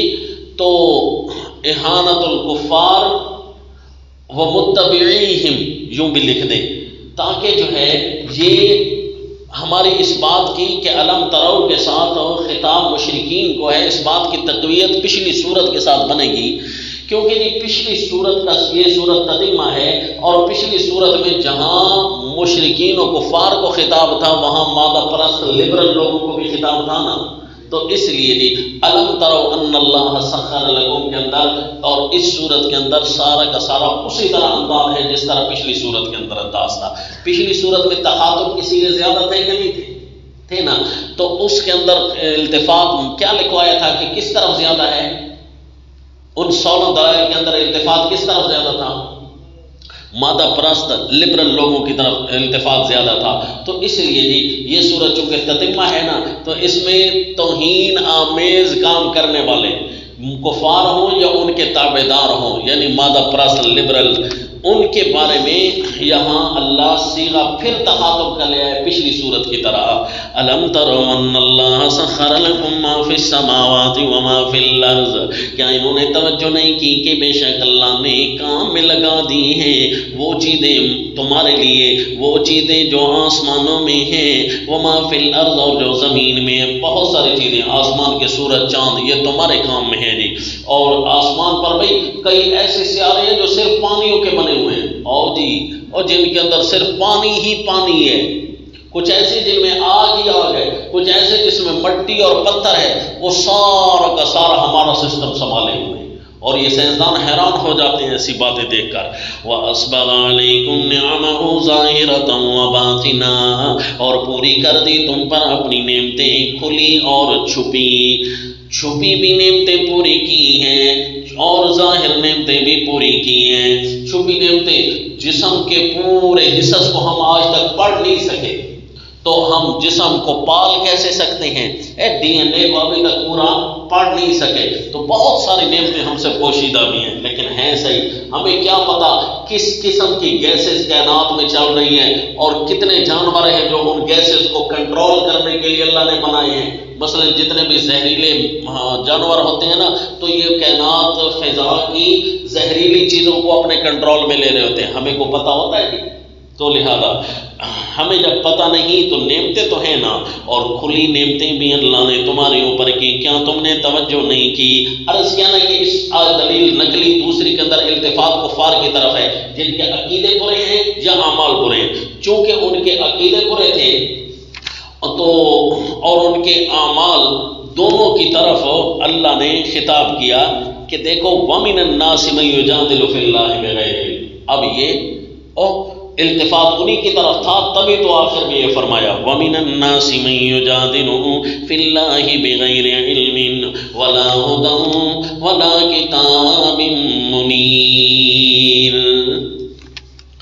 اور لوگوں میں سے وہ بھی ہیں جو جھگڑتے ہیں اللہ کے معاملے میں بغیر علم، کوئی علم نہیں ہوتا، کوئی سمجھ انہیں نہیں ہوتی، ولا ہدن، نہ انہیں کوئی سوجھ ہوتی ہے، یعنی سوجھ بھی نہیں ہوتی، یعنی رہنمائی، ولا کتاب منیر، اور نہ ان کے پاس کوئی روشن کتاب ہوتی ہے، یعنی نہ دلیل عقلی نہ دلیل نقلی، اور نہ ان کے پاس کوئی روشن کتاب ہے، یعنی دلیل وحی بھی نہیں۔ وَإِذَا قِيلَ لَهُمُ اتَّبِعُوا مَا أَنزَلَ اللَّهُ قَالُوا بَلْ نَتَّبِعُ مَا وَجَدْنَا عَلَيْهِ آبَاءَنَا۔ اچھا جی، یہاں پر دو چیزیں دکھوانا مقصود تھا، کون سی؟ کہ کافر کے اس مادہ پرست کے نظریات بھی گندے ہوتے ہیں اور ان کے اعمال بھی گندے ہوتے ہیں۔ نظریات کے بارے میں تو یہ بتا دیا، الم تروا ان اللہ سخر لکم، اور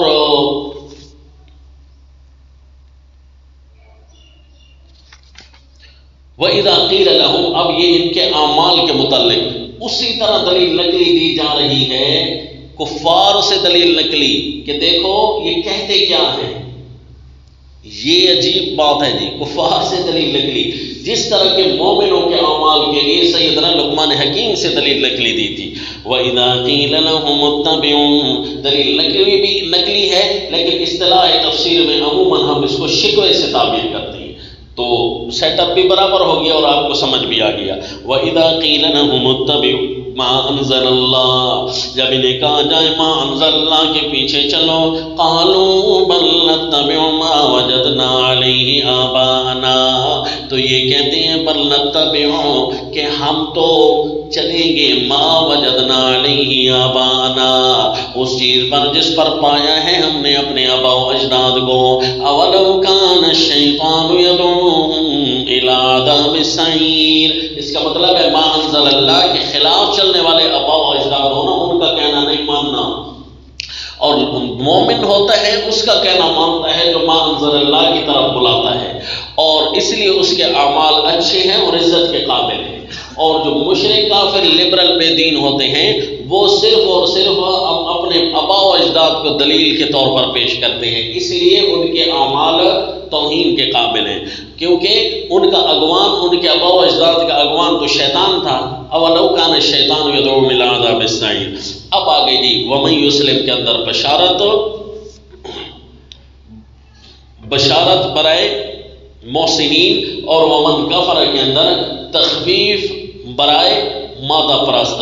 ومن یسلم وجہہ الی اللہ وہو محسن، اور جو بندہ تابع کر دے اپنے آپ کو الی اللہ، اللہ کی طرف، وہو محسن، اس حال میں کہ وہ ہو نیکی پر، ساری نیکیاں کرتا ہو، فقد استمسک بالعروۃ الوثقی، اس نے پکڑ لیا ہے مضبوط کڑا، وإلی اللہ عاقبۃ الامور، ڈوبتے کو اگر کڑے کے اندر ہاتھ آ جائے گا، مضبوط کڑا ہو تو وہ بچ جاتا ہے۔ تو اسی طرح دنیا کے اندھیروں میں مضبوط کڑا یہ ہے، اس کو پکڑ لیا تو بچ جاؤ گے۔ وَإِلَى اللَّهِ عَاقِبَةُ الْأُمُورِ، اور اللہ ہی کی طرف ہے ہر کام کا آخر۔ وَمَنْ كَفَرَ فَلَا يَحْزُنْكَ كُفْرُهُ إِلَيْنَا مَرْجِعُهُمْ فَنُنَبِّئُهُمْ بِمَا عَمِلُوا، اور جو منکر ہوا اپنے آپ کو اللہ کے سپرد نہ کرنا، یہ انکار کرنا ہے۔ وَلَا يَحْزُنْكَ كُفْرُهُ، سو کیا سمجھ آیا آپ کو نظریہ کہ اللہ کے سپرد اپنے آپ کو نہ کرنا یہ کیا ہے؟ کفر ہے، اور اللہ اس کو کفران سے تعبیر فرما رہی ہیں۔ اس کے اندر کافر تو آ ہی گئے، اور وہ مادہ پرست بھی آ گئے جو اپنے آپ کو نام نہاد مسلمان سمجھتے ہیں، لیکن سارے امور میں اللہ کے سپرد اپنے آپ کو نہیں کرتے۔ فلا يحزنك كفرهم، سو آپ کو نہ غمگین کریں اس کا انکار۔ کیا کر لیں گے سارے مل کر بھی اگر دین کے خلاف چلیں؟ الینا مرجعهم، پھر ہماری طرف ہی تو آنا ہے۔ فننبئهم بما عملوا، پھر ہمیں انہیں بتائیں گے ان کے کرتوت۔ ان اللہ علیم بذات الصدور، بے شک اللہ جاننے والا ہے ان باتوں کو جو سینوں میں ہے، سینوں کے رازوں سے واقف ہے، تو ان کے سارے ظاہری کرتوت کیوں نہیں بتائے گا؟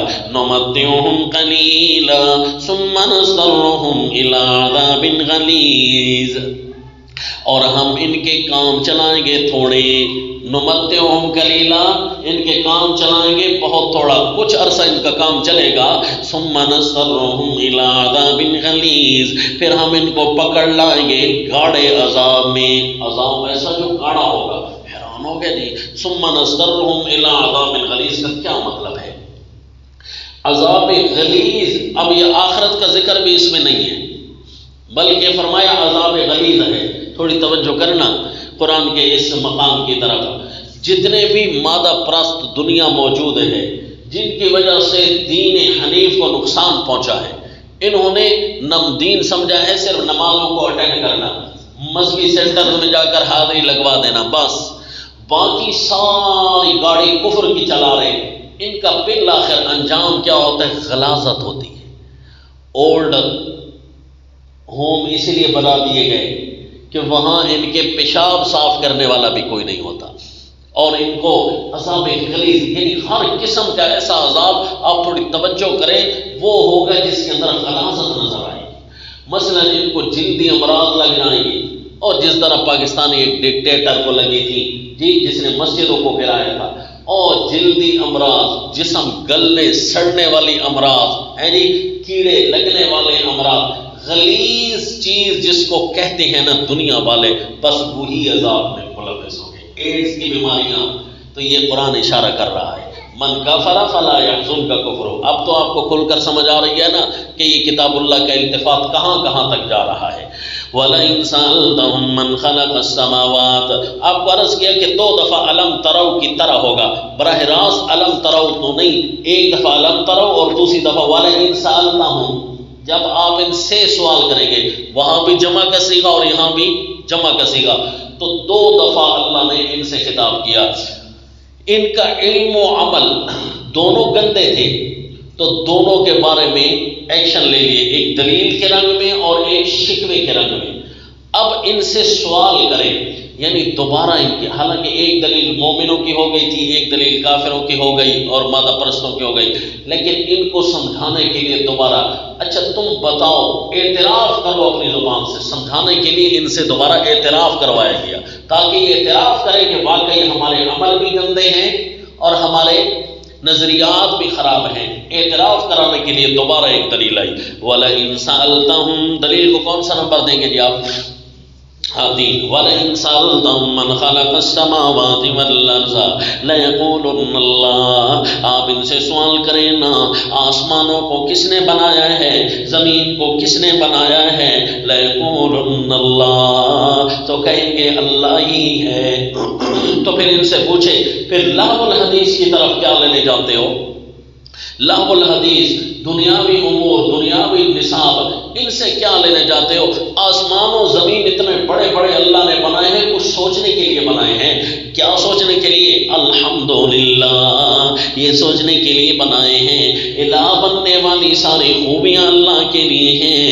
بل اکثرهم لا يعلمون، بلکہ اکثر لوگ جانتے نہیں ہیں۔ دیکھو نا، نظریہ ان کا برا تھا نا، اس لیے یہاں صیغہ آیا بل اکثرهم لا يعلمون، اکثر لوگوں کا اس کو جانتے نہیں ہیں، ایسا عقیدہ بناتے جو نہیں ہیں۔ للہ ما، ان کو کیا عقیدہ بنانا چاہیے؟ للہ ما فی السماوات والارض، اگر آسمان و زمین کا خالق اللہ ہے تو یہ بھی ان کو سوچنا چاہیے جو چیزیں آسمان میں ہیں، جو چیزیں زمین میں ہیں، ساروں کا سارا اختیار اللہ کے لیے ہے۔ لہذا الوہیت کا اختیار بھی اللہ کے پاس، حاکمیت کا اختیار بھی اللہ کے پاس۔ ان اللہ هو الغنی الحمید، اور اللہ ایسا ہے، اللہ کے پاس ہے سب کچھ، اور اللہ کو کسی کی ضرورت بھی نہیں ہے یہ سارا نظام بنانے میں، کیونکہ اللہ بے پرواہ ہے۔ کوئی تعریفیں کرے یا نہ کرے، یہ تمہیں سمجھایا جا رہا ہے، اگر تعریفیں نہیں کرو گے تب بھی اللہ لائق حمد ہے۔ ان اللہ هو الغنی الحمید، یہ علت بھی بیان کر دی ہے۔ ولو انما فی الارض من شجرۃ اقلام والبحر یمدہ، اب یہ تو بتا دیا کہ ان کے نظریات غلط ہیں، اب یہ بتایا کہ دیکھ لو ان کے اعمال کیسے برے ہیں، یہ اس دلیل کو پڑھ کر اگلی دلیل کا نمبر لگائیں گے۔ للہ ما فی السماوات دلیل نمبر 4 تھی، ولو ان ما فی الارض یہ دلیل نمبر 5 ہے۔ پہلی دلیل برائے پہلی دلیل عقلی برائے اعزاز مومنین، دوسری دلیل عقلی برائے اہانت العقائد للکفار، اور اب یہ وَلَئِن سَأَلْتَهُمْ وہاں التفات ان کی طرف تھا، اور تیسری دلیل بطور اعتراف من الخصم کے کہ ان سے اعتراف ہو جائے، اور للہ چوتھی دلیل برائے افہام الکفار کہ اب تمہیں یہ آسمان و زمین کو دیکھ کر سمجھ کیا آنا چاہیے۔ اب ولو انما فی الارض من شجرۃ اقلام، یہ جی پانچویں دلیل ہے بطور ان کے اہانت الاعمال کے، ولو انما فی الارض من شجرۃ، دیکھ لیا جی کتنی چھوٹی چھوٹی مشکلات حل ہو رہی ہیں ہماری، یہ بڑی بڑی مشکلات ہیں۔ للہ جی برائے افہام، چوتھی برائے افہام، یعنی سمجھ پھر کیا آیا، یہ تمہیں سمجھ آنا چاہیے۔ ولو انما فی الارض من شجرۃ اقلام، اب ان کی اہانت الاعمال کیسے ظاہر ہوگی جی ان لبرلز کی کہ دیکھو ولو انما فی الارض، جتنی بھی درخت ہیں زمین میں، من شجرۃ، جتنے بھی درخت ہیں زمین میں، اقلام یہ ہوتی کلمیں، والبحر یمدہ،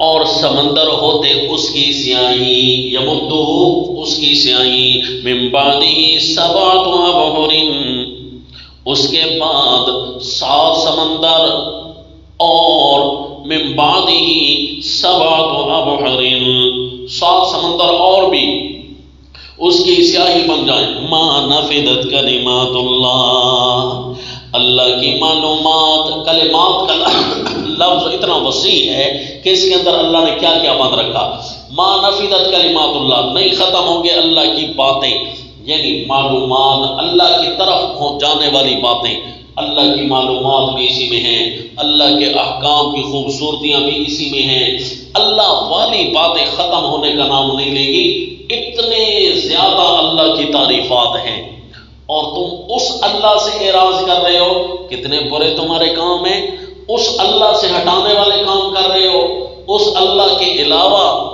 اس اللہ کے بتائے ہوئے دین کے علاوہ کام کر رہے ہو، ساری آسمان و زمین کا ایک ایک ذرہ جس اللہ کی تعریف میں ہے، اس اللہ سے تم ہٹ رہے ہو، تو اس کا مطلب ہے برائی تمہارے اندر ہے۔ یہ دیکھ لیا جی، فٹ ہو گئے۔ ان اللہ عزیز، بے شک اللہ غالب ہے، اپنا ہر فیصلہ نافذ کرا سکتا ہے، حکیم، ابھی تک پکڑ والا فیصلہ نہیں کیا، اس کی حکمت کا تقاضا ہے۔ او جی یہ بھی اس کے ساتھ لگ گیا، ما خلقکم ولا بعثکم الا کنفس واحدہ، دلیل نمبر 6 بطور افہام کے، یہ پھر افہام کے طور پر آ گئی کہ دیکھو تمہارے کام اچھے ہونے چاہیے، کیونکہ اللہ کے کام تو تمہارے بارے میں یہ تھے کہ ما خلقکم ولا بعثکم، تمہارا بنانا اور پھر تمہارا بعد میں جلانا، الا کنفس واحدہ، یوں ہے جیسے ایک ہی جان بنی ہو، بس اللہ کے لیے ساری جانیں اور ایک جانے کو بنانا کوئی اتنا مشکل نہیں تھا۔ تو لہذا جب تمہیں یہ بات سمجھ آ جانی چاہیے کہ اللہ اتنی بڑی ذات ہے، اللہ کے کام اتنے اچھے ہیں، اتنے پاورفل ہیں، تو ہم اپنے گفتار میں، اپنے کردار میں خوبصورتیاں دکھائیں اور توہین والے کام نہ کریں۔ کیوں؟ ان اللہ سمیع، اللہ ہمارے گفتار کو سن رہے ہیں، بصیر، اللہ ہمارے کردار کو دیکھ رہا ہے۔ اب فٹ ہو گئی نا، ان اللہ سمیع بصیر ساتھ لگا تو آپ کو سمجھ آ گئی کہ واقعی یہ جو ہے ان کے کردار کی اہانت ان دلائل میں کیسے بیان ہو رہی ہے۔ الم تر ان اللہ یولج اللیل، اچھا جی مومنوں کے اعزاز کی باتیں بھی پوری ہوئی، کفار کی اہانت کی باتیں، ان کے اعتراف سمیت پوری ہوئی، دلائل کتنے ہو گئے تھے جی؟ 6۔ اب الم تر ان اللہ، یہ جو دلیل نمبر 7 آئے گی، اس 7ویں دلیل کے اندر اور اسی طرح 8ویں دلیل آ رہی ہے الم تر ان الفلک تجری، ان دونوں دلائل کے اندر خطاب دونوں طرف ہے، محسنین کو بھی اور کفار کو بھی۔ کفار سے مراد کون ہے جی؟ اس صورت میں ان کے متقین یعنی مادہ پرست جن کے اعمال کفریہ ہیں یا جن کے اعتقاد کفری ہیں، ساروں کو اللہ کفر سے تعبیر کر رہے ہیں، کیونکہ من کفر فلا یحزن کا کفر ہو، من یسلم وجہہ کے مخالف جتنے بھی ہیں اللہ ان کو ساروں کو کفر سے تعبیر کر رہے ہیں اس صورت کے اندر۔ تو ان دونوں دلائل کے اندر دونوں طرف خطاب ہوگا، تخاطب آپ دیکھیں گے کہ اسی طرح۔ اچھا، دو دلیلیں پھر کیوں آئیں؟ اس کی وجہ ہے کہ چیزیں جو دو ہیں، اعتقاد اور اعمال۔ تو پہلی دلیل کے اندر التفات الی المحسنین والکفار ہوگا بطور اعتقاد کے، اور الم تر ان الفلک میں التفات دونوں طرف ہوگا ان کے اعمال کو دیکھ کر۔ دیکھو جی، الم تر ان اللہ، تو یہ ہم نے فہم المراد تک پہنچنا ہے جی اللہ تعالیٰ کی۔ یہ چھوٹی چھوٹی باتیں آپ نے بڑی ملحوظ رکھنی ہے۔ بے شک توجہ نہیں کی تم نے، ان اللہ یولج اللیل، بے شک اللہ ہی ہے جو داخل کرتا ہے رات کو دن میں، ویولج النہار فی اللیل، اور داخل کرتا ہے دن کو رات میں، وسخر الشمس والقمر، اور کام میں لگا دیا ہے اللہ نے سورج اور چاند کو۔ حالانکہ پچھلی دلیل گزر چکی تھی نا، دلیل نمبر 2، الم تروا ان اللہ سخر لکم، وہاں التفات کچھ اور تھا اور یہاں پر التفات کچھ اور ہے، رات اور دن کا نظام۔ اور یہ رات اور دن کا نظام کیسے پیدا ہوا؟ فرمایا وسخر الشمس والقمر، کام میں لگا دیا سورج اور چاند کو، کل یجری الی اجل مسمی، ہر ایک چل رہا ہے ایک وقت مقرر پر۔ اللہ ہمیں کیا سمجھانا چاہا اس سے؟ فرمایا ان اللہ بما تعملون خبیر، بے شک اللہ تمہارے عملوں سے باخبر ہے۔ یہ سمجھانا چاہتے ہیں اللہ کیسے؟ فرمایا کہ یہ دن اور رات، سورج اور چاند، یہ سارے کے سارے ایک وقت مقرر پر چل رہے ہیں، کل یجری الی اجل مسمی، اور تم ہو کہ اپنے عقائد میں اللہ کی باندھ کر نہیں چلتے۔ اتنی بڑی بڑی چیزیں، رات ہو یا دن ہو، سورج ہو یا چاند ہو، یہ اللہ کی مان کر چل رہے ہیں، بال برابر بھی آگے پیچھے نہیں ہوتے، اور تمہارے اعمال ایسے بن گئے ہیں۔ حالانکہ اس کے اندر عقیدہ تھا، اور لفظ تعملون کیوں آیا؟ عقیدہ اور عمل دونوں اس کے اندر کیوں آ گئے؟ کیونکہ آگے آ رہا ہے 3 انداز میں، ذالک بان اللہ هو الحق، اس لیے تعملون سے مراد یہاں ہونا تو عمل چاہیے تھا، لیکن بات اعتقاد کی ہے۔ تمہیں زمین و آسمان کے بدلتا موسم، صبح اور شام اور سورج میں کام میں لگانا، یہ تمہیں نظر آ رہا ہے کہ ان چیزوں نے کبھی اپنی ڈیوٹی میں کمزوری دکھائی ہے؟ نہیں نہ دکھائی۔ تو تمہیں یہ 3 چیزیں نظر آنی چاہیے، ذالک بان اللہ هو الحق وان ما يدعون من دونه الباطل وَأَنَّ اللَّهَ هُوَ الْعَلِيُّ الْكَبِيرُ۔ انا کے ساتھ 3 چیزیں بیان کی، اور بالاصل 4 چیزیں ہیں۔ دیکھو جی، ذالک بان اللہ هو الحق، پہلی بات تو یہ ہے کہ بے شک اللہ وہی سچا ہے، وَأَنَّمَا، لہذا کافرو تم اپنا عقیدہ اپنے اللہ کے ساتھ بنا لو کہ اللہ ہی سچ ہے، اس کے علاوہ سارا جھوٹ ہے۔ وَأَنَّمَا يَدْعُونَ مِن دُونِهِ الْبَاطِلُ، اور وہ جو پکار رہی ہیں اللہ کے ماں سوا اوروں کو، وہ نرا جھوٹ ہے، جھوٹ۔ وَأَنَّ اللَّهَ هُوَ الْعَلِيُّ الْكَبِيرُ، اور یہ اب مومنوں کی طرف صیغہ آیا، اور مومنوں کے 2 کام ہوتے ہیں نا، عقیدہ بھی ان کا اعلیٰ ہوتا ہے اور عمل بھی اعلیٰ ہوتا ہے، لہذا یہاں پر 2 صفتیں اللہ نے بیان کی، ذالک بان اللہ الحق، کفار کا اعتقاد کی طرف اشارہ، وَأَنَّمَا يَدْعُونَ مِن دُونِهِ الْبَاطِلُ، ان کے افعال شرکیہ کی طرف اشارہ، وَأَنَّ اللَّهَ هُوَ الْعَلِيُّ الْكَبِيرُ، علی مومنوں کے عقائد اور الکبیر مومنوں کے اعمال کی طرف اشارہ۔ کس طرح جی؟ کہ بے شک وہی اللہ ہے، العلی اپنی ذات کے اندر، الکبیر اپنے افعال کے اندر، جاگ رہے ہو؟ وَأَنَّ اللَّهَ هُوَ الْعَلِيُّ الْكَبِيرُ۔ آج ہی کہا تھا نا کہ یہ چیزیں ایسی اہم ہیں کہ توجہ کر لیں گے تو یہ ان کی مٹھاس معلوم ہوگی۔ أَلَمْ تَرَ أَنَّ الْفُلْكَ تَجْرِي فِي الْبَحْرِ بِنِعْمَتِ اللَّهِ لِيُرِيَكُم مِّنْ آيَاتِهِ إِنَّ فِي ذَلِكَ لَآيَاتٍ لِكُلِّ صَبَّارٍ شَكُورٍ۔ 2 دفعہ الم تر آیا طرح بیان ہوا، اور اس کے نتیجے میں کفار اور محسنین کے اعمال اور عقائد دونوں کو بیان کر دیا۔ کافروں کا عمل بھی بیان کیا، کافروں کا عقیدہ بھی بیان کیا، مومنوں کا عمل بھی بیان کیا، العلی کے اندر الکبیر کے اندر ان کے اعتقاد اور عمل دونوں کی طرف اشارہ کر دیا۔ اب یہ اشکال حل ہوا کہ یہاں پر ان اللہ هو العلی الکبیر، ان دو صفتوں کا چناؤ یہاں کیوں آیا؟ یہ اشکال بھی حل ہوا۔ الم تر ان الفلک، پھر اللہ نے دونوں طرف التفات کیا، دوبارہ سمجھایا۔ وہ چیزیں تھی بلند، سورج اور چاند تمہارے کام میں لگے ہوئے ہیں بلند، تمہارے اپنے ہاتھ کے اندر رہنے والی کشتیاں بھی تو تمہارے کام میں لگی ہیں۔ ذرا دیکھو، الم تر ان الفلک تجری فی البحر بنعمت اللہ، کیا تم نے توجہ نہیں کی کہ بے شک یہ جو جہاز چلتے ہیں سمندر کے اندر بنعمت اللہ، اللہ کی نعمتوں کو لے کر، لیریکم من آیاتہ، صرف اسی ایک بات میں اللہ تمہیں دکھانا چاہتا ہے اپنی کئی قدرتیں، من آیاتہ، کئی قدرتیں، اور یہ قدرتیں دیکھ کر کیا ہوگا جی؟ ان فی ذالک لآیات لکل صبار شکور، بے شک اس بات کے اندر دلائل کا فائدہ وہ لے گا جو ڈٹ جانے والا ہو اللہ کی باتوں پر، شکور، قدردان ہو اللہ تعالیٰ کی باتوں کا۔ یہ جی دو چیزیں بتا دی، صبار ڈٹ جانے والا، یہ درجہ ہوتا ہے شکر کے بعد، یعنی بندہ قدر کرتا ہے، قدر کے بعد کوئی آزمائشیں آتی ہیں تو بندہ ڈٹ جاتا ہے، تو یہ اشارہ ہے مومنین کی طرف، اور شکور اشارہ ہے ان لبرل کی طرف کہ دیکھو قدردان بن جاؤ۔ اگر تم قدردان بنو تو اس کے اندر بہت ساری نشانیاں موجود ہیں۔ تو مادہ پرست، کفار، لبرلز، ان کی طرف بھی اشارہ ہو گیا، اور صبار کے اندر مومنین کی طرف بھی اشارہ ہو گیا، اور یہ ان کے عقائد کی باتیں ہوئی۔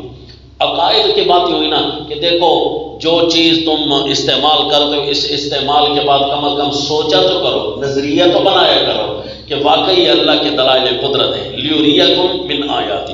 اور اس کے بعد آ جاتا ہے عمل، پھر اب عمل مومنوں کا بتایا، وَإِذَا غَشِيَهُم مَّوْجٌ كَالظُّلَلِ۔ اب دلائل کا نمبر دے رہے ہو جی؟ الم تر ان الفلک کون سی دلیل ہو گئی؟ 8ویں۔ اور الم تر ان اللہ یولج اللیل کون سی تھی؟ 7ویں تھی۔ الم تر ان الفلک یہ 8ویں۔ الم تر ان الفلک تجری فی البحر بنعمت اللہ لیریکم من آیاتی ان فی ذلک لآیات لکل صبار شکور۔ اب نتیجہ یہ نکلتا ہے وَإِذَا غَشِيَهُم مَّوْجٌ كَالظُّلَلِ دَعَوُا اللَّهَ مُخْلِصِينَ لَهُ الدِّينَ، جب ان کو چھا جائے موج۔ دلائل نمبر پورے ہوئے ہیں جی؟ ما خلقکم ولا بعثکم پر بھی لگانا تھا، اور جب ان پر کے سر پر آ جائے موج، چھا جائے، سر پر آ جائے موج، کالظللی، بادل کی طرح، دعوا اللہ، پکارنے لگ جائیں گے سارے خالص کر کے اللہ کو، جو بھی ہو، چاہے کفار ہو چاہے محسنین ہو، ان پر کوئی تکلیف آ جائے نا تو پھر یہ اللہ کو ہی مخلص کر کے پکارتے ہیں۔ یہ ہم نے کفار اور مومنین دونوں کی طرف التفات کا کیوں کہا؟ کیونکہ آگے لفظ آ رہا ہے فَلَمَّا نَجَّاهُمْ إِلَى الْبَرِّ فَمِنْهُمْ مُقْتَصِدٌ وَمَا يَجْحَدُ بِآيَاتِنَا إِلَّا كُلُّ خَتَّارٍ كَفُورٍ۔ جب ہم ان کو نجات دیتے ہیں خشکی کی طرف، کچھ تو ان میں سے وہ تھے جو درمیان کی چال چلنے والے، یعنی حق پر چلنا یہ درمیان کی چال ہے، کیونکہ وقت سے فی المشی کا پیچھے آ چکا تھا نا، درمیان کی چال چلنا حق کی چال چلنا ہے، مقتصد یعنی حق کی چال چلنے والا، لہذا یہ منع کیا وَمَا يَجْحَدُ بِآيَاتِنَا، ہماری ان قدرتوں کا جو ابھی سمندر میں دیکھ کر آئے ہیں منکر وہ ہوتا ہے إِلَّا كُلُّ خَتَّارٍ، جو قول کے جھوٹے ہوں، عہد شکن، خطار عہد شکن، قول کے جھوٹے، کفور حق نہ ماننے والے، اپنے عمل کے جھوٹے یعنی ناشکرے۔ تو دیکھا جی یہ دلیل آ گئی، پھر مومنین اور کفار دونوں کی طرف التفات کر کے ان کے اعمال کی طرف اور ایک کے اعتقاد کی طرف. اچھا، اعمال اور اعتقاد دو دفعہ چھیڑے، الم تر ان اللہ یولج اللیل سے اور الم تر ان الفلک، دو دلیلوں سے دونوں طرف خطاب کیا، دو دلیلوں سے دونوں طرف خطاب کیا. آخر یہ دو دلیلیں کیوں؟ دلیلیں تو زیادہ بھی آ سکتی ہیں، دلیل ایک بھی کم ہے. اس کی وجہ کیا بن گئی؟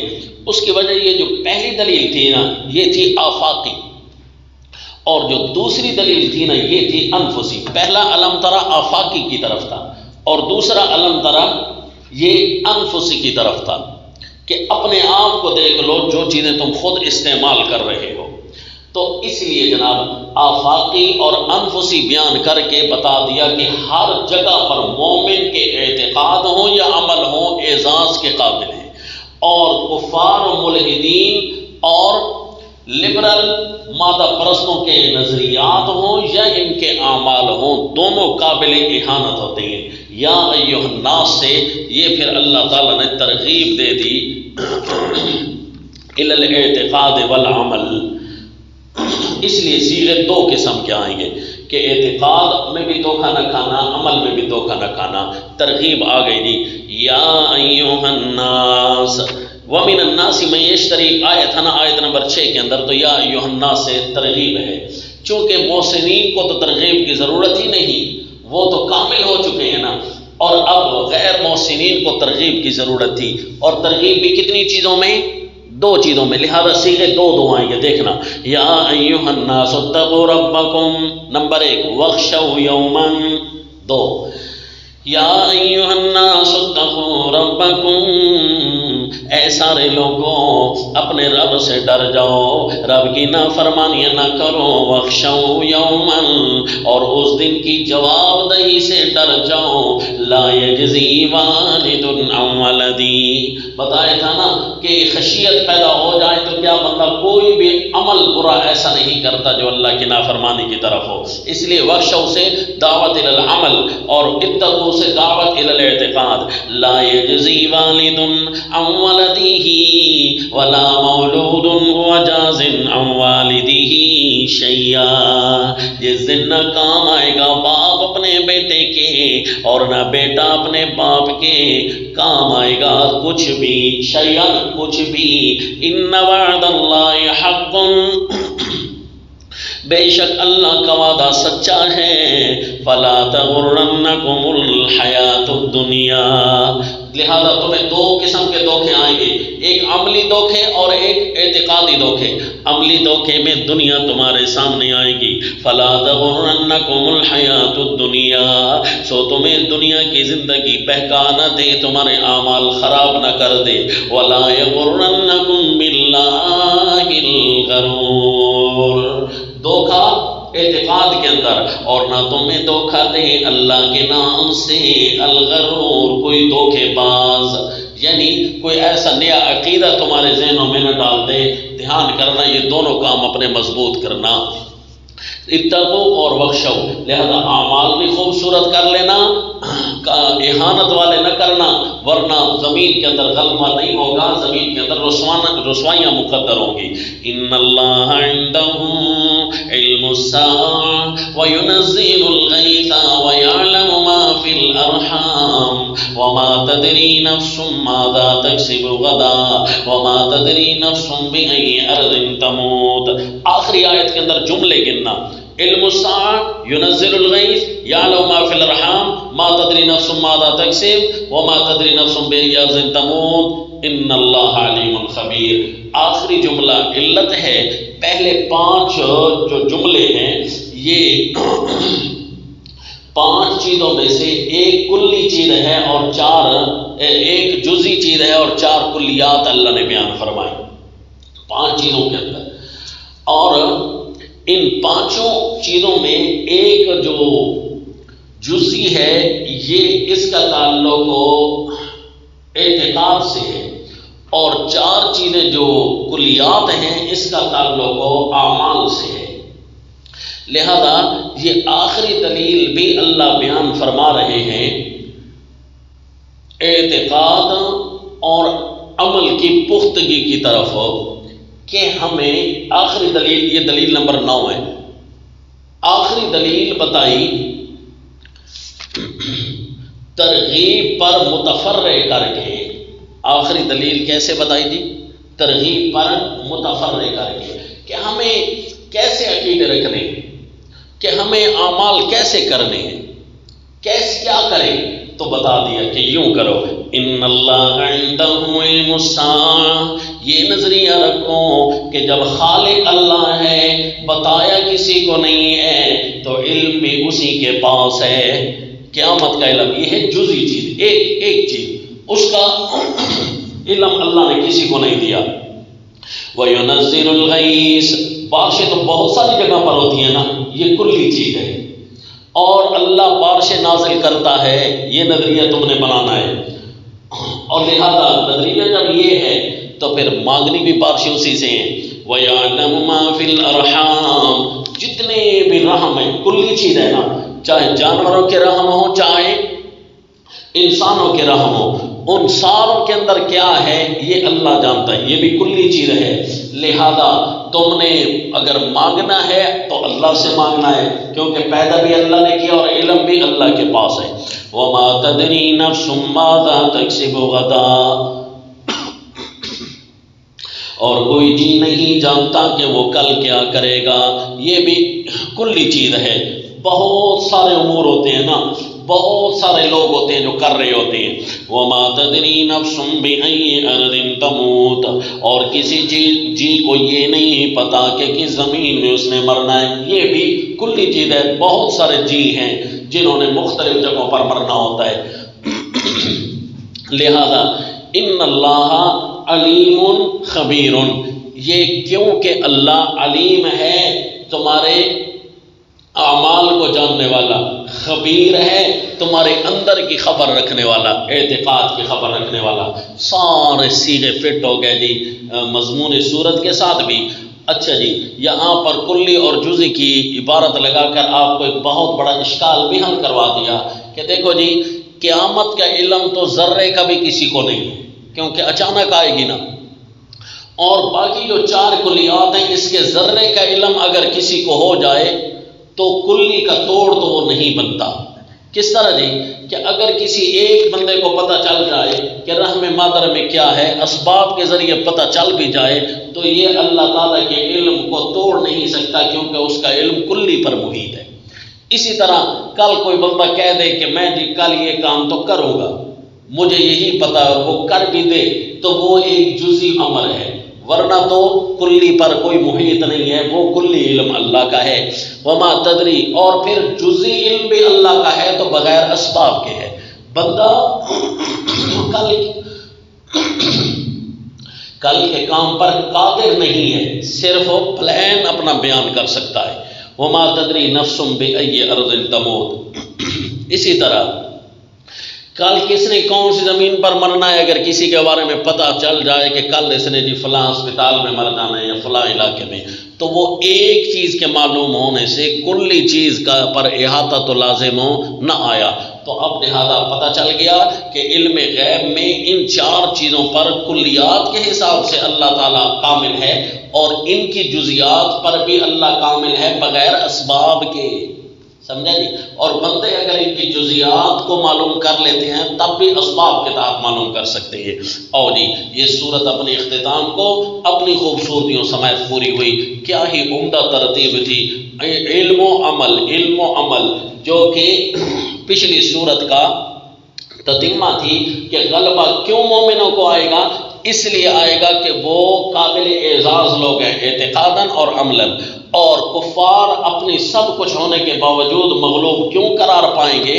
اس لیے کہ ان کی ہر چیز قابل اہانت ہے، اعتقاد ہو یا عمل ہو اہانت کے قابل ہے. اب لہذا تقسیم صورت عرض کیا تھا کہ آخر میں لکھواؤں گا، تو لہذا یہ تقسیم صورت جلدی سے لکھ لو، پھر اگلی صورت شروع کرتے ہیں. ابتدائی 6 آیتوں میں دعوے صورت بیان کیا. دعوے صورت کے لیے عربی الفاظ کون سے لکھیں گے؟ فلاح المومنین علما وعملا و اہانت الکفار علما وعملا. اچھا، کفار سے مراد کا تو آپ کو پتہ ہے نا، اعتقادی کافر ہوں یا عملی کافروں، جس میں پچھلی صورت کے دونوں قسم کے مجرمین اس کفار کی فہرست میں آ جائیں گے۔ اور چونکہ اس صورت میں بھی اللہ نے عمل پر بھی کفر کا اطلاق کیا ہے، لہذا کفار کے اندر تو وہ آئیں گے، کیونکہ محسن کے مقابلے میں اللہ نے لفظ کفر کا بیان کیا، من کفر فلا یحزنک کفر۔ اور اس کے بعد اس صورت کے اندر دلائل عقلیہ کتنے ہیں جی؟ 9 دلائل عقلیہ 9، اور دلیل نقلی سیدنا لقمان حکیم 1۔ پہلی دلیل عقلی برائے اعزاز مؤمنین اعتقادا، پھر دلیل نقلی برائے اعزاز مومنین عملا۔ آیت نمبر 20 سے دوسری دلیل عقلی برائے اہانت الکفار اعتقادا۔ آیت نمبر 21 میں شکوہ و دلیل نقلی از کفار اہانت العلم اہانت العمل برائے اہانت العمل۔ اچھا بھئی، یہ ہم نے اہانت کا لفظ اپنی طرف سے نہیں بنایا، دعوے کے اندر لفظ مہین آیا تھا۔ آیت نمبر 22 سے بشارت اور اس سے آگے تخویف برائے فریقین۔ آیت نمبر 25 میں تیسری دلیل عقلی اعترافی برائے اہانت الاعتقاد۔ آیت نمبر 26 میں چوتھی دلیل عقلی برائے افہام الاعتقاد۔ آیت نمبر 27 دلیل عقلی نمبر 5 برائے اہانت الاعمال۔ آیت نمبر 28 میں دلیل عقلی نمبر 6 برائے افہام الاعمال۔ پھر اس کے بعد 7ویں اور 8ویں دلیل دونوں میں علم ترا ہے، اور دونوں میں التفات الی الفریقین ہے، اور دونوں میں علم و عمل کا تذکرہ ہے، اور 2 دفعہ اس لیے ہے کہ ایک دفعہ آفاقی اور دوسری دفعہ انفسی دلیل ہے۔ آیت نمبر 33 سے ترغیب الی حسن الاعتقاد والعمل، اور آخری آیت میں دلیل عقلی نمبر 9 جو متفرع ہے ترغیب پر، اسی لیے اس میں ایک جزئی ہے اور 4 کلیات ہیں۔ نوٹ: جس طرح سورت کے آخر میں 5 چیزیں ہیں، اسی طرح سورت کے شروع میں بھی 5 چیزیں ہیں: ہدایت، رحمت، نماز، زکوٰۃ، ایمان بالآخرت۔ یہ پانچوں ایک دوسرے پر مطابقت رکھتی ہیں۔ دیکھو نا جی، یہ ہدایت کا لفظ ہے تو ان اللہ عندہ علم الساعہ، گویا یہ سمجھایا جا رہا ہے کہ رہنمائی جس طرح اللہ کے علاوہ قیامت کے علم کوئی کسی کے پاس نہیں ہے، رہنمائی بھی اللہ کے علاوہ کوئی نہیں کر سکتا۔ جس طرح کہ رحمت ہے نا، تو یہاں آگے ینزل الخیر سے ہے کہ بارش بھی رحمت ہوتی ہے، جس طرح کہ بتایا فانظر الی آثار رحمت اللہ، رحمت صرف اللہ ہی نازل کر سکتا ہے۔ اور اس کے بعد ہے یقیمون الصلاۃ، اور اس کے اندر کیا ہے یعلم ما فی الارحام، کہ جس طرح ارحام نماز کے اندر جتنے بھی افعال اللہ نے احکام ارشاد فرمائے اس میں کیا فوائد ہیں، اسی طرح ہے جس طرح کہ رحم مادر کو ہی اللہ کے علاوہ کوئی نہیں جانتا کہ اس کے اندر کیا فوائد ہیں، کیا چیزیں ہیں۔ اسی طرح یؤتون الزکوٰۃ ہے، اور آگے کسب کا ذکر ہے، ما تدری نفس ماذا تکسب غدا، اشارہ ہے کہ کسب زکوٰۃ کی طرف پاک ہونا چاہیے۔ اور پھر آخر میں کیا تھا، تذکرہ آخرت کا ہے، وما تدری نفس بأی ارض تموت، اور یہاں بھی آخر میں موت کا تذکرہ ہے کہ اسی طرح موت کے اوپر یقین بھی ہو اور اس کی تیاری بھی ہو۔ لہذا یہ صورت حسن ترتیب کے ساتھ اپنے اختتام کو پہنچی۔